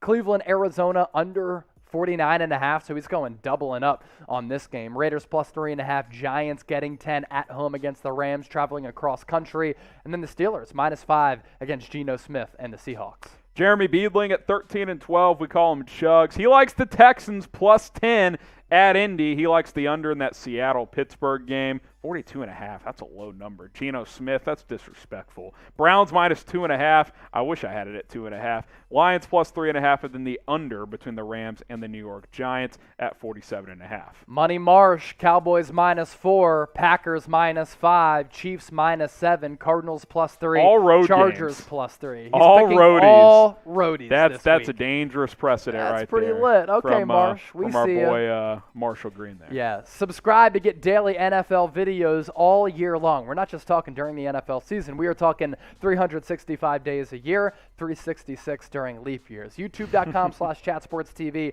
or smash that subscribe button. All right, Mitchell Renz, who's reeling from this whole John Gruden situation. Chiefs -6.5 at Washington. He likes the under in that London game. By the way, I got it at 47. Sucks to be you, Mitch.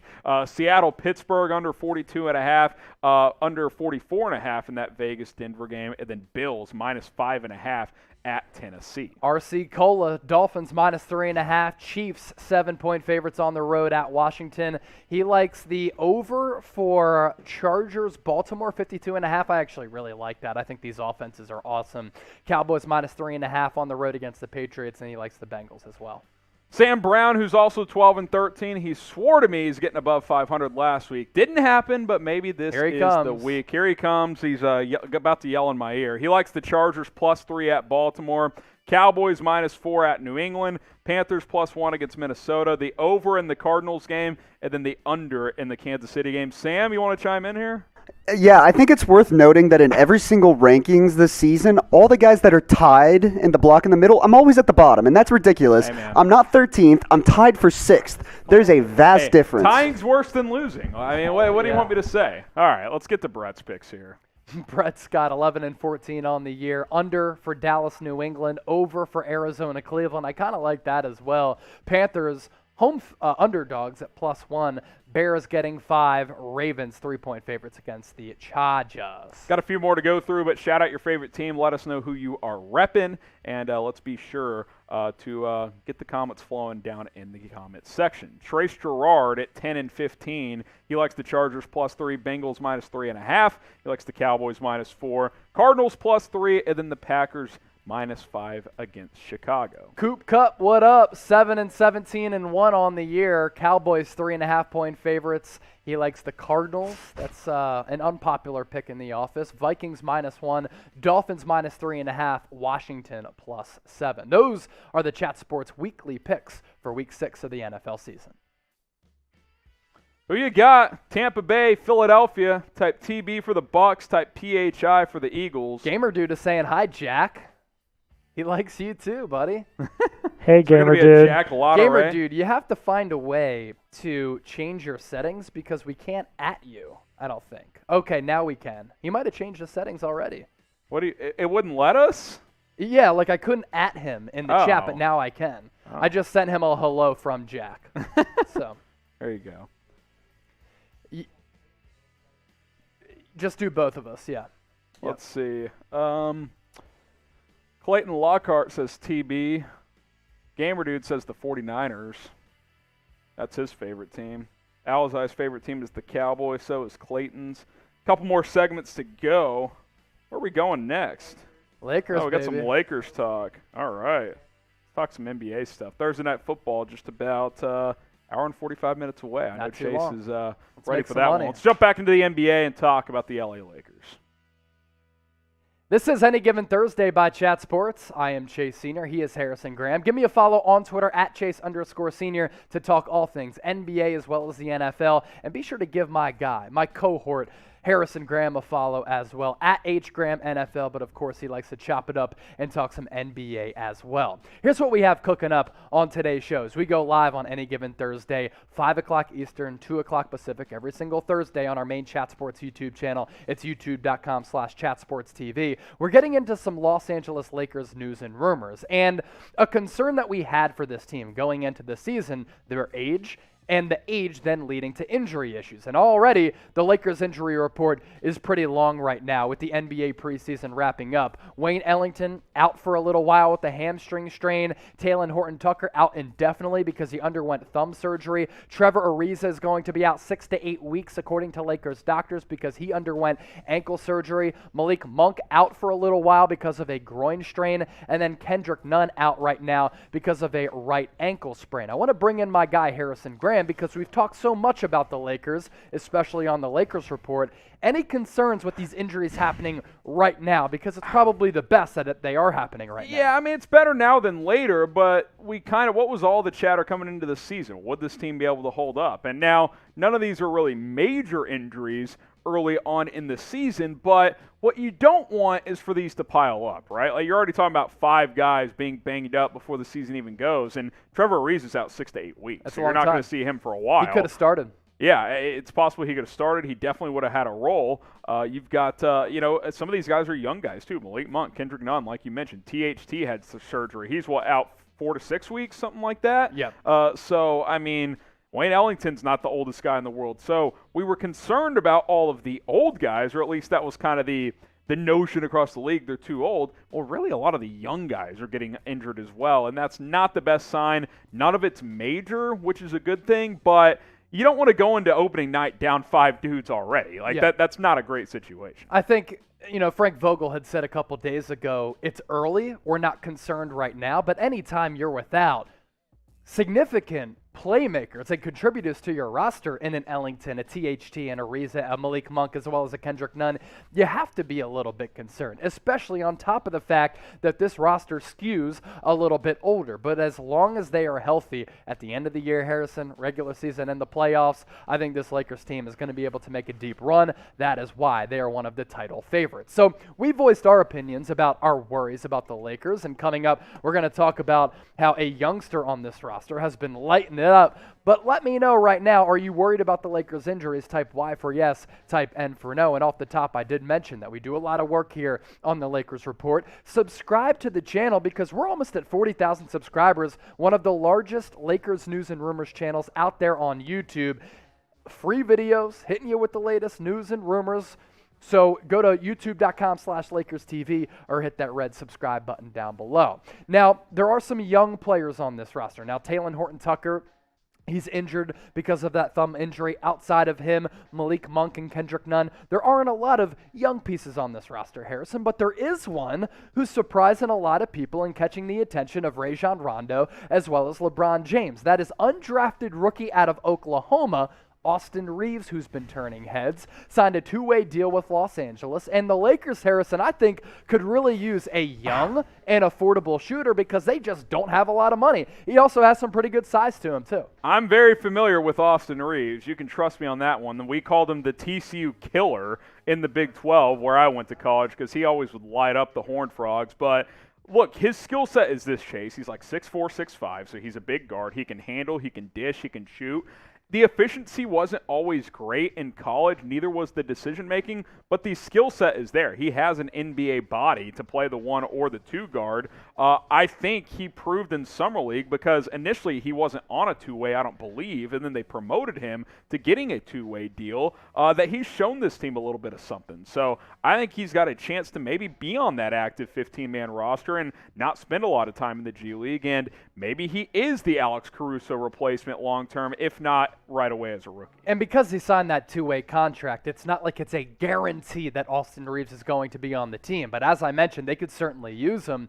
And what a last several months it's been for Austin Reaves. Yeah. He's playing in Norman, Oklahoma for the Oklahoma Sooners and really is their primary bucket getter. Doesn't get drafted, goes to Las Vegas, has a pretty damn good summer league, which is why he signed that game winner. That two-way deal with Los Angeles. And then the other night in NBA preseason, he is playing on the floor at the same time as the fifth component of the combination of LeBron James, Carmelo Anthony, Russell Westbrook, and Anthony Davis. Wow. What do you think is going through Austin Reaves' head? He's like, I went from not getting drafted to thinking I might have to go play overseas in China, and now I'm playing alongside some of the best players in the history of the league? Well, here's what he said. Here's what he said about that. It's crazy. Understandable, Austin. Yeah. For them to trust me enough to look for me and give me opportunities to make plays, it's special, and it just boosts my confidence even more. And how could it not boost his confidence? And you really see this a lot in the NBA where there's only 2 rounds in the NBA draft. So there's a handful of guys every year that go undrafted when they probably should have been drafted, and they were a 4-year college player and teams didn't want to draft a 22 or 23-year-old, or they're too small, or for whatever the case may be, didn't test well. He's fitting in like a glove. Yep. Him signing with a veteran team like LA really is a perfect fit because he gets to learn from dudes that are going to the Hall of Fame very, very soon once they retire from the NBA. So he's fitting in. LeBron seems to like him. If LeBron likes you, you're in. You get the LeBron seal of approval, and you are going to be in good shape. Here's what LeBron had to say. Said, quote, I watched a lot of film on him when we drafted him, actually. I knew right away that he could be an NBA player and play at this level. His size, his shot-making ability, his pick-and-roll play, his passing, high IQ kid, and he's got a lot of dog in him, too, that translates to our game. He has a chance to get some real playing time here, Chase, especially with the injuries that we mentioned early on to Kendrick Nunn, to Malik Monk, to some of these other guys. This is a very fascinating development for executive producer Sam Brown's favorite basketball player of all time, Austin Reaves. It's pretty interesting. Yeah, and just the roster construction, like what was one of the main focuses for Los Angeles during free agency once they made that trade for Russell Westbrook? You have LeBron, who's really just an okay three-point shooter. Russell Westbrook, not a good three-point shooter. He's just not efficient there. AD, pretty solid for a big man. But outside of those 3 guys, they didn't have a lot of shooters. Yeah. But what did they do by going after Wayne Ellington, Malik Monk, Kendrick Nunn, some of the other players who they signed, Carmelo Anthony, who shot 40% from distance last year? They made it a priority to bring in some three-point shooters, and then with Austin Reaves, they're making it a priority as well to bring him in as an affordable piece, because by signing him to a two-way deal, he's basically not making any money at all. So I did like the signing at the time of giving him a chance. They brought him in, they brought in Mac McClung, but Austin Reaves, I think he brings a lot more to the table than a guy like Mac McClung because it's not as limited, and he is certainly valued in today's NBA with his ability to stretch the floor and find twine from deep. So do you think, Laker Nation, that Austin Reaves is going to contribute this year? Type 1 for yes, type 2 for no. As always, hop on board, join the show, chime in, and sound off in the comment section. Do some shout-outs here, see what the people are saying. Toronto Raptors in the chat. JB, Jeremy Chuggs, what up? Toronto Raptors saying hi. Gamer Dude saying yes, he is going to be a key contributor this year. Continue to get those votes in the comment section. And I got to take a sluggy of beer. Hey, can I get another beer? Yeah, can we get another beer in here? I got Marsh and Jeremy distracting beer me. here. Hey, office shot? Hey, I'm down. Let's do it. Get the shots. Let's start early. We got Thursday Night Football in an hour. Let's ride. Will he contribute? Gamer Dude says yes. Jeremy Chug says no. You guys are the coolest. Jeremy Chuggs is flapping that tongue. I'm concerned. Taco lady around the corner? Oh, Is that too much? Only the real ones know. Holy shit. Sockbot says 1. I need a shot after that one. Oh. Reeves says yes. Oh, goodness. Can I get another Coors Light, Jeremy? Yeah. Can I get a PBR, please? Coors and a PBR. Bartender. We're going to do an office shot, and then we got to talk some LSU football here. Go Tigers. Are Might y'all not done? be saying Y'all that too much have longer, Eddie-O. Oh, get that done. Go Tigers. We can go ahead and go full screen here. If you Thanks, guys bro. have been watching for a while, subscribe to the channel. Hey, it can be sorry. Chuggs 40. I'll It's take that one. 5:35. I'll take that one. YouTube.com/chatsportstv. We have fun. Chuggs is keeping it real, like always. So keep it real with us. YouTube.com/chatsportstv. He poured you a baby shot, but that's all right. it's all good. Really, because you poured me this one. So make sure you guys subscribe. Marshall's going to take a shot with us. Is Jeremy taking one? You coming in, Chuggy? Big shot. We don't have a second to hold on. You can do it. Real ones now. Real ones now. Chug, you got to hurry up. We got a show to do. Come on, here, Chuggy so. Bull. Yeah, we got to talk. Who's replacing Eddie-O at LSU? Oh, Chug's. Oh, I it's Chug's forgot about 40 Chug's time. 40. 5:36. It is Here he Chug's goes. Bottle service. Oh, he's spilling on me. shots with him. All right, here we go. Goodness. Cheers. Yes, sir. Cheers, y'all. That's a double. That's a triple. Woo! Yeah. Slug it down, kid. Could never, would never. Hey, Probably Live show. should never. It might actually make him better on air. Yeah, dude, he needs to loosen up. it's just bad. All right, there's a couple minutes of fun. Let's We're get off the back rails. into the. The audience went up during that, so I think they liked it. All right, let's talk a little LSU hot board. Who could replace Ed Orgeron if he were to get fired? We'll talk about that next here on the show. It's Any Given Thursday. I'm Harrison Graham. He is Chase Sr. LSU football rumors are buzzing because Ed Orgeron is firmly on the hot seat. So we'll talk about that. Plus, take a look at 10 candidates that could possibly replace him. So, Chase, the 2019 national title all of a sudden feels very long ago as LSU's off to a 3-3 start this year. They went 5-5 last year in a shortened season. 8-8 since that national title. That ain't going to cut it at LSU. it's not going to cut it. And what's funny and what's crazy is just how fast LSU has dropped off. Because that 2019 season, they went undefeated. They had the Heisman Trophy winner in Joe Burrow, who probably had the best season that any quarterback has had in the history of college football. That team was littered with a bunch of pro prospects. They were honestly one of the most dominant college football teams I have ever seen. But I think the problem with Ed Orgeron, he is a quality recruiter to a very good recruiter, and maybe he's a solid head coach, but he needs to get those coordinators right. And ever since Joe Burrow left, of course, with Joe Brady, I should say, as well as Dave Aranda, this team has not been the same. Coach O's toast, and that's too bad because I do like Coach Ed Orgeron, but go Tigers. But he's gone. I mean, he's That's just solid right there. My Ed Orgeron is very good, and I like the man. He's definitely a good leader of men. But he's toast. You can't go 8-8 in 2 years at LSU. They play Florida this week on the road. They're going to lose that game, and if they do, I wouldn't be surprised if he gets fired after that game. I think he's gone, and I think he should be. I mean, lightning at a bottle in 2019. He'll always be loved there because of that.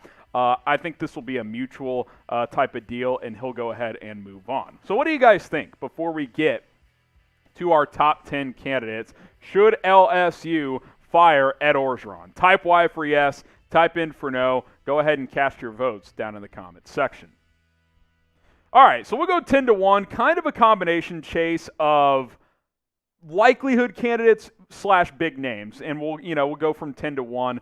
Don't think Bob Stoops is very likely, but he continues to get brought up. He hasn't dismissed the idea of coaching again. Number 10, worth a call maybe. He's living a pretty good life. I know, he's making millions Big for noon Fox. kickoff, he's just kicking it, rocking fresh He's suits. doing a good job, too.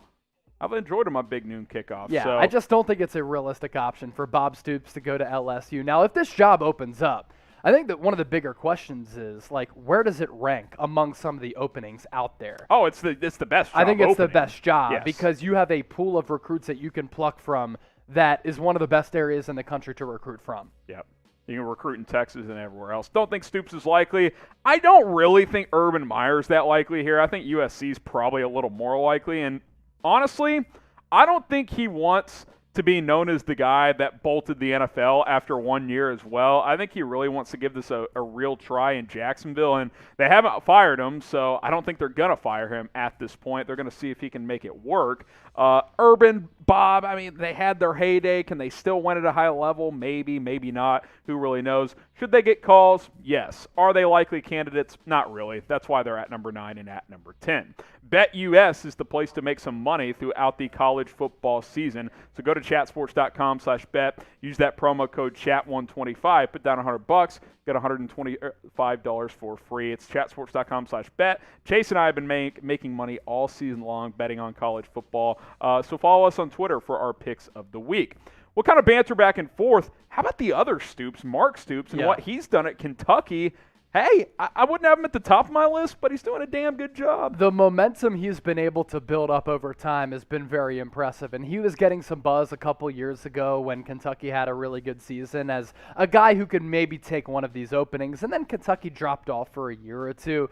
They're back this year. It's I mean, Kentucky, they and they're beat 6-0. Florida at home, and then they beat LSU. When has Kentucky ever done that? They've been known as a basketball school. This year, their football team might be better than the basketball team. Definitely was so last. Exactly right. Yeah. So I think Mark Stoops could do a terrific job, and I think his name is going to be one that is going to be involved in these discussions. Is LSU too rich for him? Like, is that too good of a job for him to He's jump already to? playing. He's already doing well in the SEC. Yeah, you know, it's a fair point. He's got, he's recruited in that area, so hey man, that's why we included him. He's at number 8.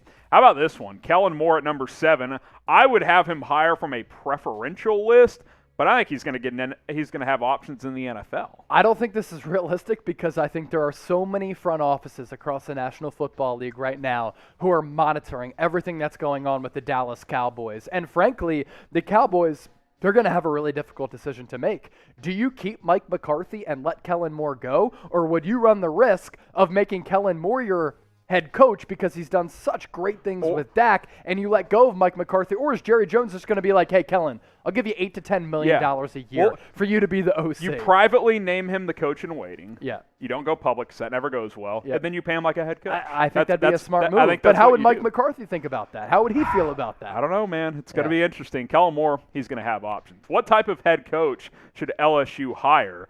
Should they hire an offensive coach, type O? Should they hire a defensive head coach, type D for defensive?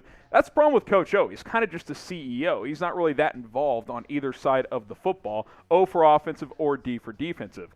I think this thing started to fall apart, Chase, when Dave Aranda left, their defensive coordinator. Him and Joe Brady. For Baylor, had a bad year in his first year at Baylor, but now Baylor's back, I believe, in the top 25 in the Big 12. Could you bring him back? I don't know if I would go in that direction, but I do think he probably would get an interview. This is always so popular for assistants or former assistants who know the university well, who know the recruiting grounds well, who the fans can rally around. And honestly, when you look at a program like LSU, sometimes the university will make a decision that kind of panders to the fan base. And if the fan base is like, hey, Dave Aranda, he's done a great job with Baylor, which wasn't an easy thing to do coming off all of the success that Matt Rule had, one game away from being in the college football playoff, I think LSU fans could rally around the fact that Dave Aranda would be a very good replacement for Ed Orgeron. If you want more college football videos, the answer to that is very simple. Just hit that red subscribe button down below.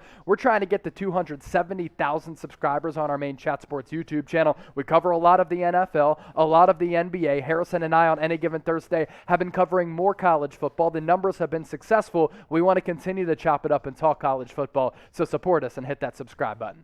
Let's get into the top 5 now here, Chase. Luke Fickell, I think USC makes more sense because of the AD connection with Mike Bone, but I like Fickell's leadership attributes. What he's done at Cincinnati has been very, very impressive, and he's absolutely worthy of an interview here. I think so, too. I mean, for Luke Fickell to have Cincinnati in a spot where realistically they could make the college football playoff is crazy. If they run the table, I think Cincinnati should get in. And so many people are going to say, it's Cincinnati. They play in the American Athletic Conference. Well, you know how good Georgia is, right? Cincinnati should have beat Georgia in a bowl game last year. Yeah. It came down to the wire, and Cincinnati blew that game in the last 2 minutes. And that Georgia team is the undisputed number 1 team in the country. Exactly. Right? And if they had Bryce Young, I think they'd be much better than Alabama. Not just a little bit, much better. Yes. So that goes to show you the job and the hell of a job that Luke Fickell has done. Yeah, and he beats Indiana and Notre Dame this year. I mean, what do you want the guy to do? Could he beat Penn State?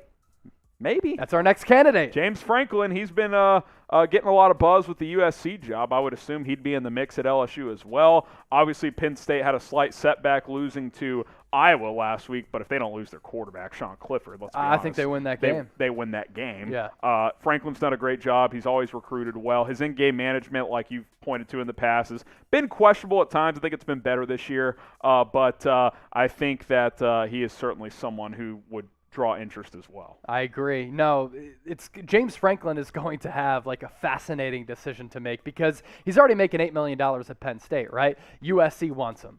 According to some reports, he's their top candidate. But then if LSU comes calling, if you're James Franklin, what do? You do you go to LSU? Do you go to USC? Do you stay at Penn State and then leverage that into making $9 to $10 million per year? And if you're Penn State, do you want to pay him that?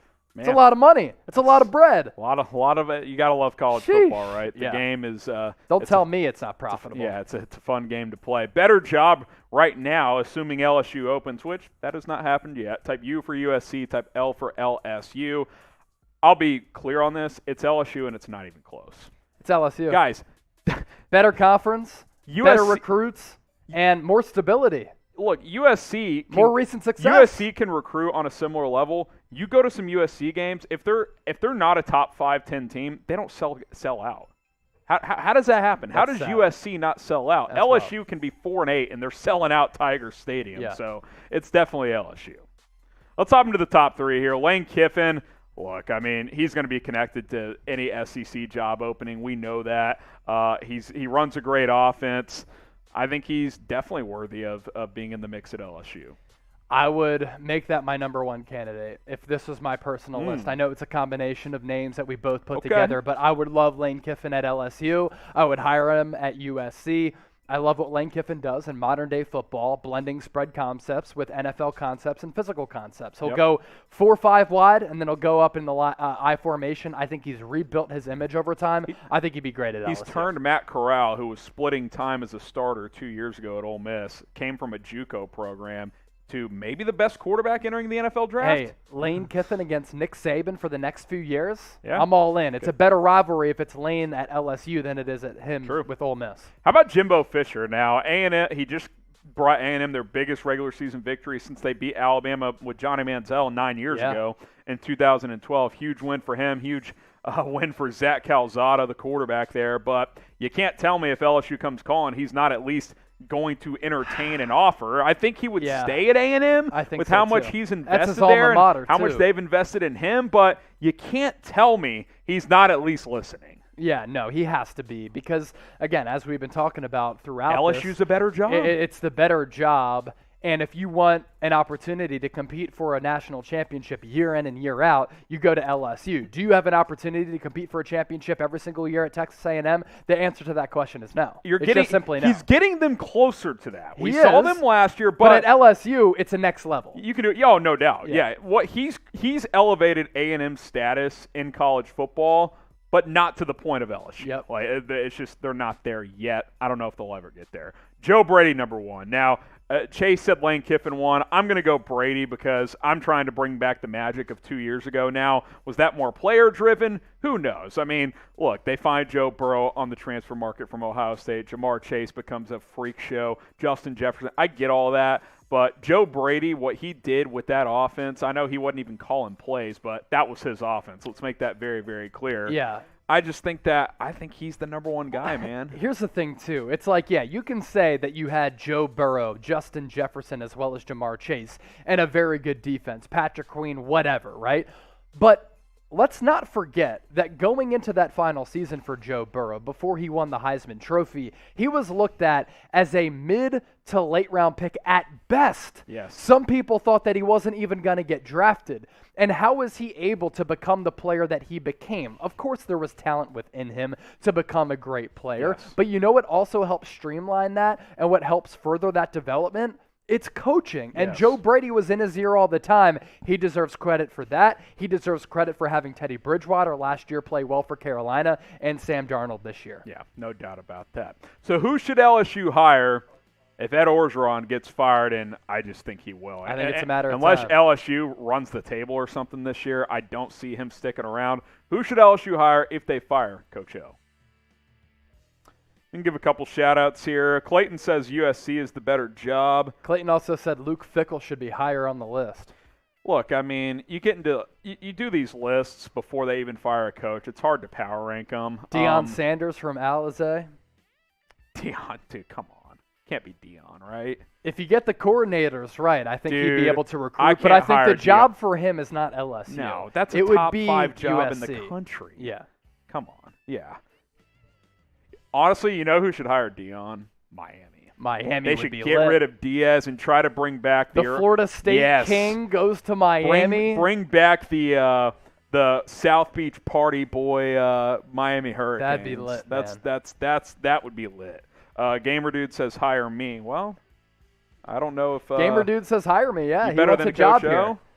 Oh, you mean a job here? Gamer Dude, Jack's in our ear. He's saying, Gamer Dude could be a good addition to the squad. So DM. Yeah. Here's what you do: DM Jack Lotteray on Twitter and hit him up. So there you go. Gamer Dude, make sure you subscribe to New York Giants Now. That's coming from Marshall. Yeah, here. if you do that, you have at least a 0.7% better chance of working here. What's up? What are we doing? Yes. No. Yep. Let's see. The boys. What's up, Jay Thomas? Gamer Dude says, yeah. Hey, go sub to Giants Now. Mark's trying to build it up over there. All right, we got one more segment. It's the final word. We're going to talk about the Kansas City Chiefs and a national media commentator making quite a statement about this team, and it's got me a little fired up, so we're going to talk about it.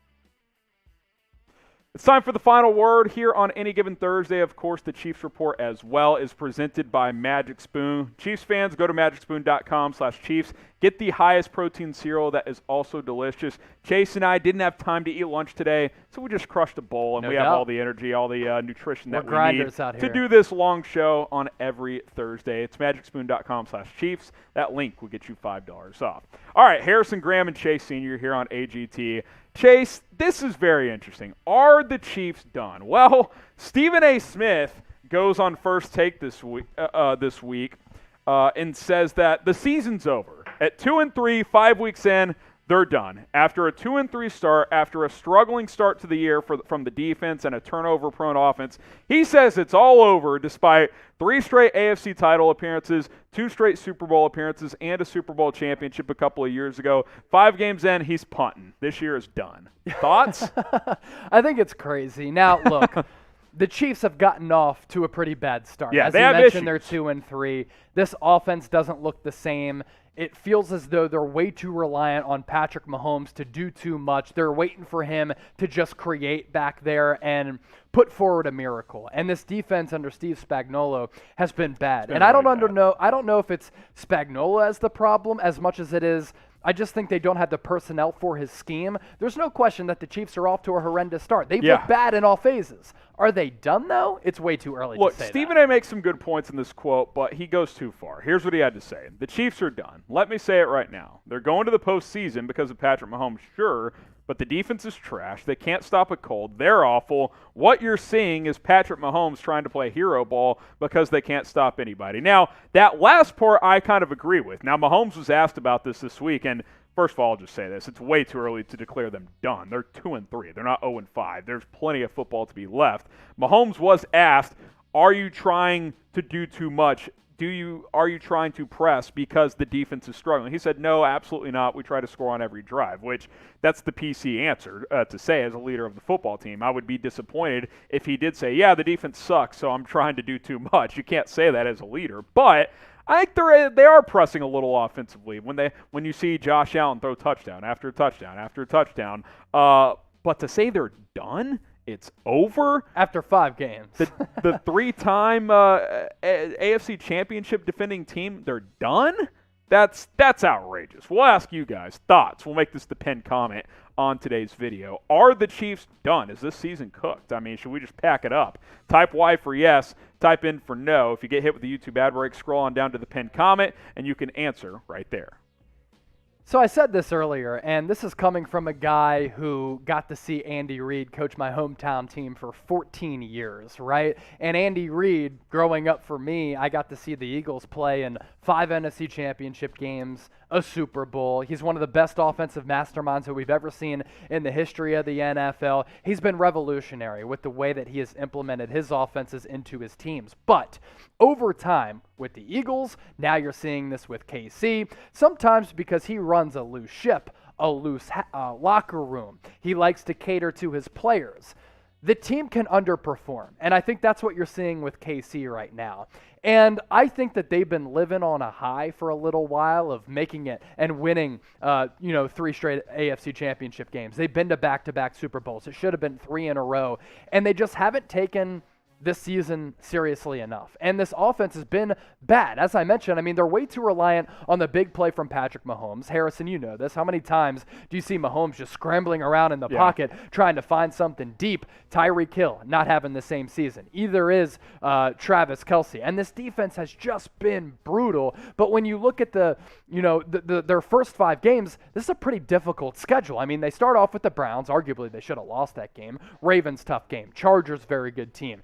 Eagles, that was a hard-fought matchup in Philadelphia. And then I think the Bills are the best team in the AFC. So very tough sledding in the first 5. But here's the deal with Stephen A. It's only 5 games. There are still a lot of games left. Yeah, no doubt about that. I've got more thoughts on this as well. But like we told you guys, Magic Spoon, it's the best cereal on the market. You're not going to find cereal that is this delicious and this healthy for you anywhere else. So go to magicspoon.com/Chiefs.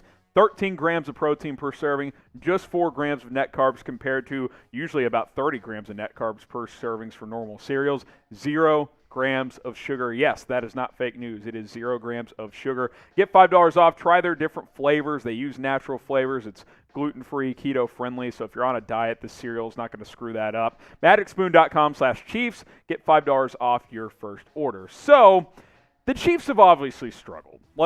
Chase makes a lot of good points. Now, I won't say the offense has struggled to the degree that Chase previously mentioned, but the turnovers have been a problem. They're tied for most in the NFL with 11. That's been the major issue. They've moved the ball, but they're turning it over way too much. The defense is a disaster. Now, if the defense doesn't pick it up in the next couple of weeks, I think it's possible that they could fire Steve Spagnuolo midseason to try and create a spark. You obviously would rather not do that, but desperate times. Say you're 3-5 at the 8-week mark, then you got to do something to try to spark this team. But I can't sit here and listen to Stephen A. say they're done, the season's over 5 weeks in. If they were 0-5, okay, yeah, that's a different deal. But they're 2-3, and they lost one game by 1 point on Sunday Night Football against the Ravens in a game that they were up 11 entering the fourth quarter. And then also they lost a game to the Chargers when they lost the turnover battle 4-0. They lost that game by 6 points. Like, they cleaned that stuff up, they could easily be 4-1. Now you look at the upcoming schedule here. There's opportunities. At Washington,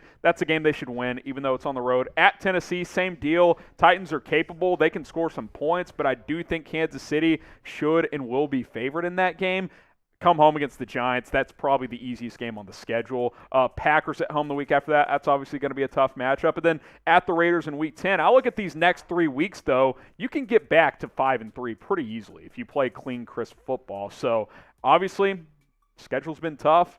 It's a tough schedule overall, but this is an opportunity to string together some wins. Now, I do want to mention this. Thomas Mott of Philadelphia Eagles Now was talking shit to me earlier this week. Oh, we passed the Chiefs report.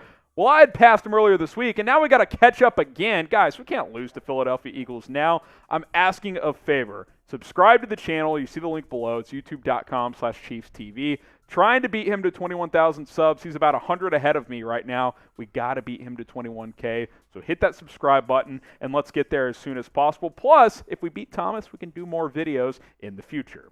All right, Chase, so you look at the AFC West. Now, is it possible that they're done in the division? Yeah, that's possible. Like, if they lose another game here, then the Chargers win another. You're down 3 games. That's going to be hard to overcome. Yeah. That's a different story. If Stephen A. had said the AFC West, they're out of the mix there, I'd be like, okay, I'm not quite there yet, but that is a little bit more understandable and at least believable. Yeah, no question. And I think because of the Chiefs' pedigree, because of the coaching, because of the premier talent, because you have one of the greatest coaches of all time in Andy Reid, one of the greatest quarterbacks of all time in Patrick Mahomes, a turnaround is going to come. And what I said earlier, I wanted to preface all of that to then lead into this point, because I'm confident that Kansas City can turn it around. Because while Andy Reid teams at points in a season have failed to reach expectations, and they've been frustrating because he does like to keep it loose, and maybe the pressure isn't always on for them to succeed. Late in the year, Harrison, they tend to play some very, very good football. And oftentimes that's what some of the best teams do. So I'm confident that the Chiefs can turn it around. They're so good. There's no reason why they should just be in the tank right now and be playing as poorly as they are. The good news is this is a 17-game regular season schedule. There is a long sample size and plenty of opportunities to turn this thing around. A lot of football left. I will concede this. Through 5 weeks, the Chargers are the team to beat in the AFC West. They could easily be 5-0. They should have beat the Dallas Cowboys. They didn't win that game. I'm okay with admitting that right now. But to Chase's point, there's a lot of time left. That can change. The Chiefs have another matchup with the Chargers later on in the season. They've got both their matchups with Denver and Las Vegas, a lot of divisional games, and that's very important when you try to catch up in the division standings after you get off to a slow start like Kansas City has. So don't panic. Is it a bad start? Yes. Is it disappointing? Yeah. Should you be frustrated? Yeah, you probably should. But we're not going to punt on this season 5 weeks in just because Stephen A. says it's over. Got to clean up the things defensively. I would simplify things. Make it simple. I'd go to Juan Thornhill at safety, bench Dan Sorensen, and let's go play some football. And then I fully expect Patrick Mahomes and the offense to clean up the turnovers. So we'll ask you guys this.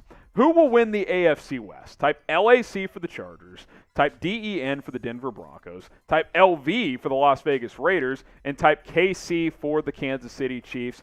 Who you got in this division? LAC, DEN, LV, or give us a KC. All right, Thursday Night Football is just over an hour away at about 7:20 Central Time, 8:20 Eastern. Yeah. So get your votes in, and we appreciate everybody rolling with us today. We're going to sign off shortly, but let us know who you got. Final prediction. Give me a score prediction. Let's go above and beyond here. I actually think it's going to be a lower scoring game than what people think. You like the under Oftentimes tonight? that happens on a short week. Let's go 26-23 Tampa Bay. Okay, 26-23. Let's go Birds. I'll go 27-20 Tampa Bay. That touchdown line feels right about right. It's tight throughout. Yeah. I think Philadelphia will play inspired. They know this is a big game. Does that momentum carry over? They got outplayed by Carolina for 3 quarters, rallied. Does that carry over? Coaches talk about that all the time. Momentum is a real thing. They need it to be because Tampa Bay is going to be ready to go. So TB or PHI. Bobby Play says LOL for some reason. Gamer Dude says, I've been here for 2 hours and you made my day. I appreciate that. Got you, Gamer Dog.